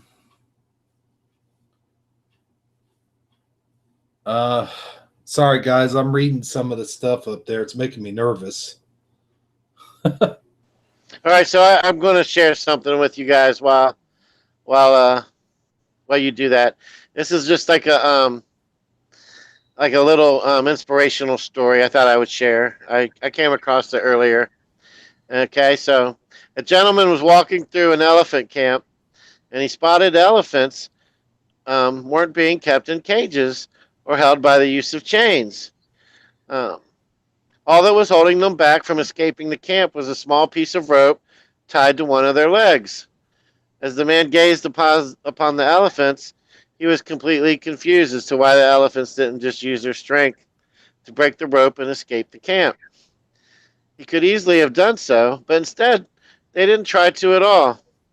Curious and wanting to know the answer, he asked the trainer nearby why the elephants were just standing there and never tried to escape. The trainer, the trainer replied, um, "When they are very young and much smaller, we use the same size rope to tie them, and at that age, that's enough to hold them. And as they grow up, they're conditioned to believe they cannot break away. They believe the rope can still hold them, so they never try to break free. And the only reason the elephants weren't breaking free and escaping from the camp was that over time they adopted the belief that it just wasn't possible." So I guess, what it's really trying to say is a lot of times the world just tries to, I believe, like mainstream media or whatever, conditions us to believe certain things to be true, certain things to be a certain way.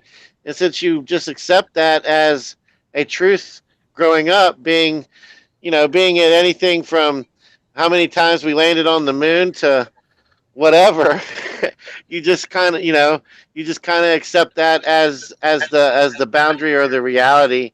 Um, and then you believe that you can't overcome, a certain thing. So I don't know. I think that's kind of just a neat way of looking at things. You know what I'm saying? That's really awesome. Because it's so true how much we're conditioned to believe certain things, and I think that's what all of us, everybody waking up to the truth of what's going on, to the Mandela effect. We've all realized that we've been held down by this rope that we don't have to be held down by any longer. And that's a really, really great story. I'm so glad you read that.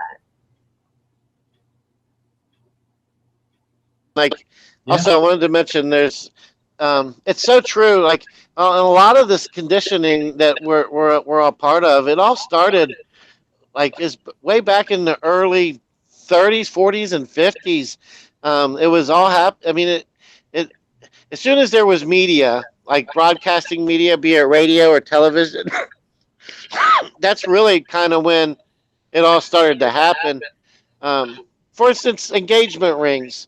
Um, that was all the the whole giving a diamond as a woman's best friend. People now just accept that as, I mean, that's what we're all conditioned to believe. But men didn't give engagement rings with diamonds until jewelry companies created that facade and made it something that conditioned the American population to believe that to be the truth. The actual real jewel that was used in engagement rings for the years prior to that was a sapphire.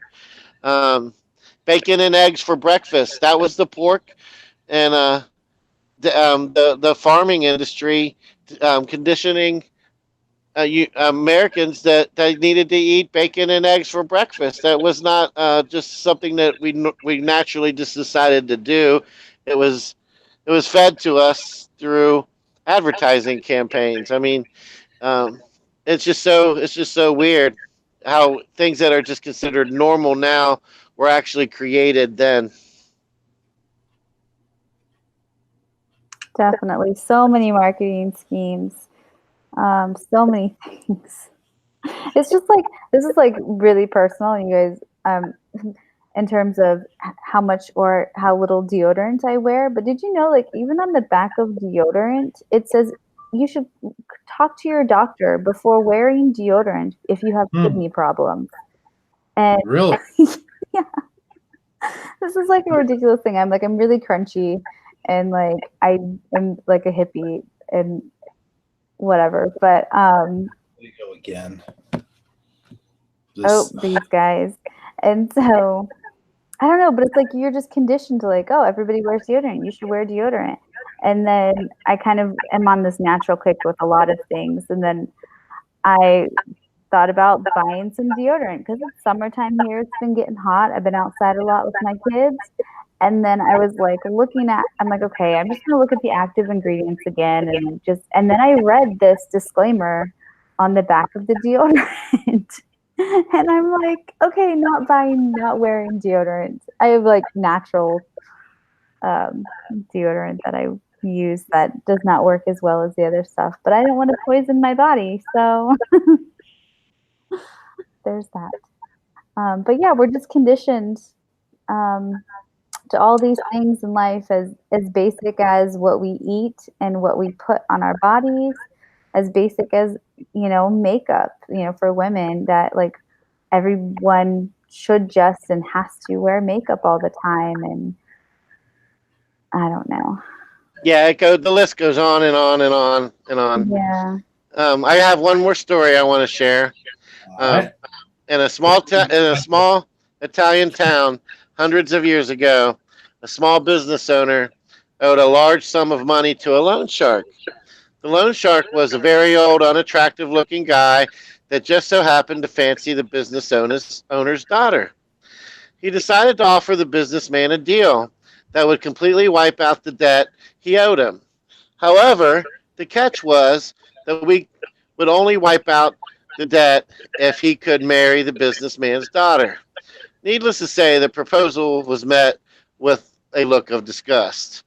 The loan shark had said that he would place 2 pebbles into a bag, one white and one black. The daughter would then have to reach into the bag and pick out a pebble. If it was black, then the debt would be wiped. But the loan shark would then marry her. If it was white, the debt would also be wiped, but the loan shark but the daughter wouldn't have to marry the loan shark. So standing on a pebble-strewn path in the businessman's garden, the loan shark bent over and picked up 2 pebbles. Whilst he was picking them up, the daughter noticed he picked up 2 black pebbles and placed them both into the bag. Then he asked the daughter to reach into the bag and pick one. The daughter naturally had 3 choices as to what she could do. She could refuse to pick a pebble from the bag, or she could take both pebbles out of the bag and expose the loan shark for cheating, or she could pick a pebble from the bag, fully well knowing it was black, and sacrifice herself to her father's freedom. She drew a pebble out of the bag, and before looking at it, accidentally dropped it into the midst of other pebbles. She said to the loan shark, "Oh, how clumsy of me. Never mind. If you look into the bag for the one that is left, you will be able to tell which pebble I picked." The pebble left in the bag is obviously black, and seeing the loan shark didn't want to be exposed, he had to play along as if the pebble the daughter had dropped was white and clear her father's debt.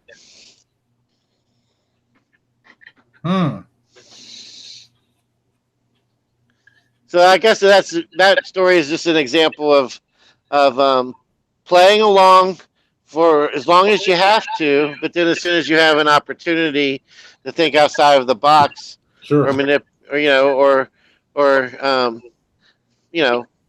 be a quick thinker and reactionary to those that are trying to deceive you. And that's a very good story, Sagiterically Speaking. Hey guys, I just want to say to everyone who's kept on top of those trows, I wanted to thank you for doing that. I appreciate it. You guys are doing a really good job. So just wanted to say that real quick. Good thing we all got these wrenches. I know, right? I'm glad I passed them all out now. Yeah. But yeah, Talk, great talk story. about being armored up. You know what I mean? That's Yeah. right. Yeah, definitely. Oh, Whew. but yeah, being scripture says, wise as serpents and innocent as doves. That's what that story reminds me of. You know, that's she had this opportunity and she dropped the stone. That's so genius. I love it. Yeah, I agree. I think on occasion, every once in a while, I'm going to share one of those. I was telling Ebro, I started looking at them the other day. I came across the page that had them. They're basically just creative thinking, food for thought, short inspirational stories, things that just help you think, maybe find a new way of thinking about a situation. Very awesome. Keep sharing them. Definitely, man. That made me feel better.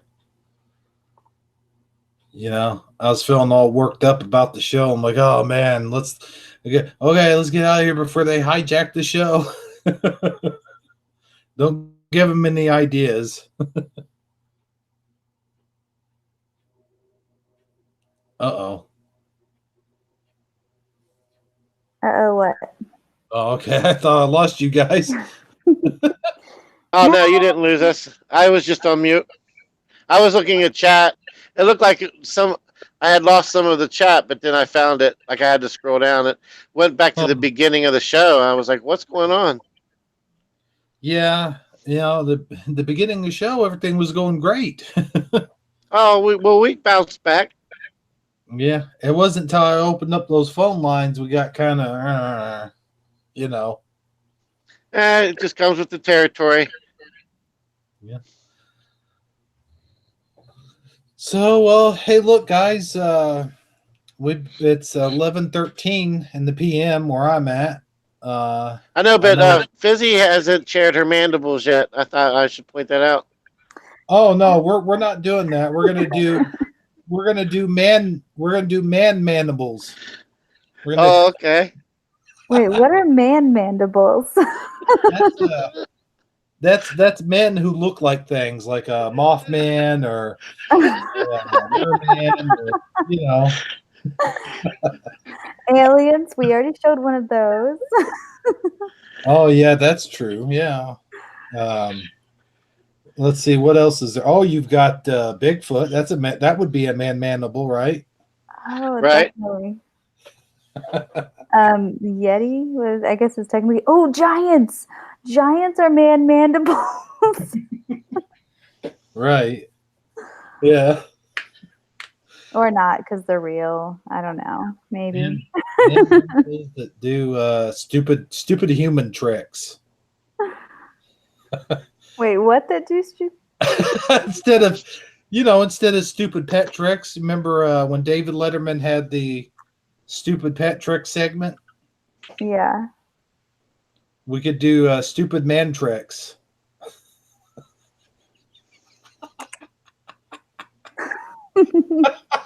Let's do it. I don't know. Do you know stupid, like it's gonna be like dad jokes, like stupid dad tricks? Oh, wouldn't that be like stupid human tricks? That's it. Wouldn't that be like the show Jackass though? Oh yeah. Maybe. Yeah, that would pretty much be the same thing. Yeah. Well, do you have any new Mandela effects you want to talk about? Mandela effects. We pretty much went over them all. I'm going to be gone for 2 weeks. Maybe we should bring up some. Well, no, that's not true. We're gonna have Shifty Sunday tomorrow night, so we could bring them up on there if you want to. Okay. What was the other thing you're wanting to talk about something earlier? Did you want to save that for tomorrow night? Who, me? Yeah. I think I already did it. What was it? I don't remember.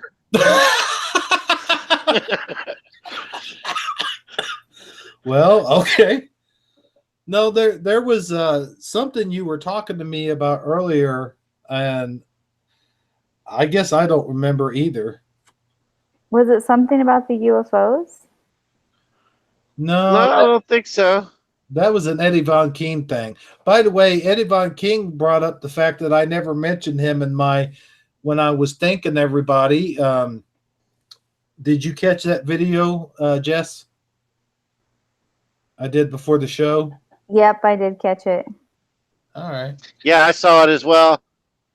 I Yeah, thought, thank you so much. You're so sweet to, yeah, everything that you said was very sweet. well, you guys are, you're wonderful, wonderful people, and you've brought a lot to the Mandela community, and you brought a lot to me. You've helped me out quite a great deal, and I know that there's a lot of smaller channels out there that need the help, like yours, Jess. Yours, you know, sub to Jess, guys. Everyone watching this, sub to her, give her the subs, and some of those other smaller channels too. I'm a small channel, so, but I'm not plugging for myself though. I can't do that. That wouldn't be right. But Sag, you got a channel? No, I don't. I don't make videos on my channel yet. I will be eventually, but not yet. It'll probably be at least another 2, maybe 3 months before I have the right equipment to be able to do so. Well, as soon as you get one, we'll have to start doing some shows on your channel. Yeah, I intend to start making videos once I actually have the means to do it. All right, cool. What are you going to be making videos about specifically? You know, I'm still working all that out. So, Whoa! Sorry, guys, my chair flipped. I almost No, fell over backwards. now that would be a stupid human trick. Right? I'm glad I don't have my camera on right now. You guys would have seen me going over backwards. No, but I have a couple ideas. Of course, I'm going to do Mandela related stuff and things along the same lines as what we're already discussing. But I'm actually going to put visuals with the videos. Awesome. We'll look forward to seeing that. Jess, he's got a hidden talent he doesn't share with a whole lot of people. Is it a rooster crow? No, it's not. It's not as interesting as the rooster crow, but it's just as good. Yeah, it's definitely not a rooster crow. What is this secret talent? Special talent? Well, back when I was younger, see guys, I'm in my mid to late 40s now, but when I was in my mid to late 20s, I was an active sound man for rock groups. I was a DJ. I like DJ weddings and different clubs and whatnot. And I also was a hip hop DJ and a slash rapper. I used to write rap songs. What? Are you gonna rap? Can we have like a little rap tonight, or is it too soon? Are you gonna rap on your channel? You know what I'll do? Just for the sake of Shifty Sunday, I will tease it. If people listen tomorrow night, they may get to hear a rap. Awesome! I can't wait. The Sagittaric rap. Love it. So if that should help get our viewer count up for tomorrow night, and that's the best I can do. And or people won't show up just on purpose now. Right. Nah, they'll come. They want to see you rap. They're like, okay, I want to see how much talent you have. And if you can do it, like there's that one guy who wrote that poem about the Mandela effect. You can rap Adam some Mandela stuff. Well, that's what I'll do. Between now and tomorrow night, I will write a Mandela effect rap that will blow your guys' mind. I'm so excited. Adam Rose. Adam Rose is who you're thinking about, if I'm not mistaken. Yeah, I think he brought it up, or I don't know if it was actually his poem. But yeah. And I've occasionally dropped in chat on Dan's channel little different ditties and rhymes. I'm sure you guys have probably seen them. Oh yeah.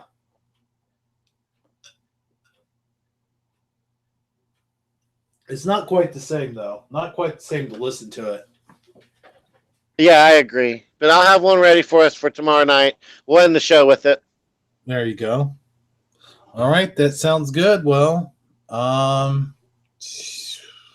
shall we start wrapping things up, guys? I believe so. Yeah. All right. Well, I just want to thank everybody for watching. This will be the last Saturday broadcast for me, anyway.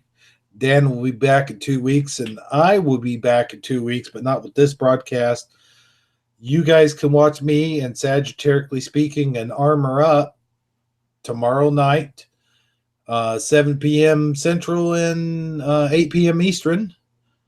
I'm going to give the chat room one more shout out, if that's okay. Oh, sure. You got the chat? Yep. Armor Up still in there. Wait, hold on. Do it in the rap. I can't do that. But Okay. we have Jesus is Calling. We have Armor Up.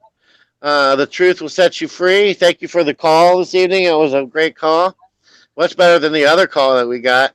And Eddie Von Keen, Michelle's Opinion. I think I may have already said that. And Zeb Johnson. They're all here. All right. Cool. All right. Good night, you all. Jess, thanks for coming on. It was a pleasure having you on tonight. Hebrew, thank you as always for having me. I love coming on here and just being with you guys. This is great. So thank you for having me. And Sag, I'll see you tomorrow night, buddy. All right, sounds good. Until then, take care. All Good right. night, everyone. For everyone here at the Hebrew channel, thanks for tuning in. And let's see here. Should I end this in Dan's voice? Oh, do it.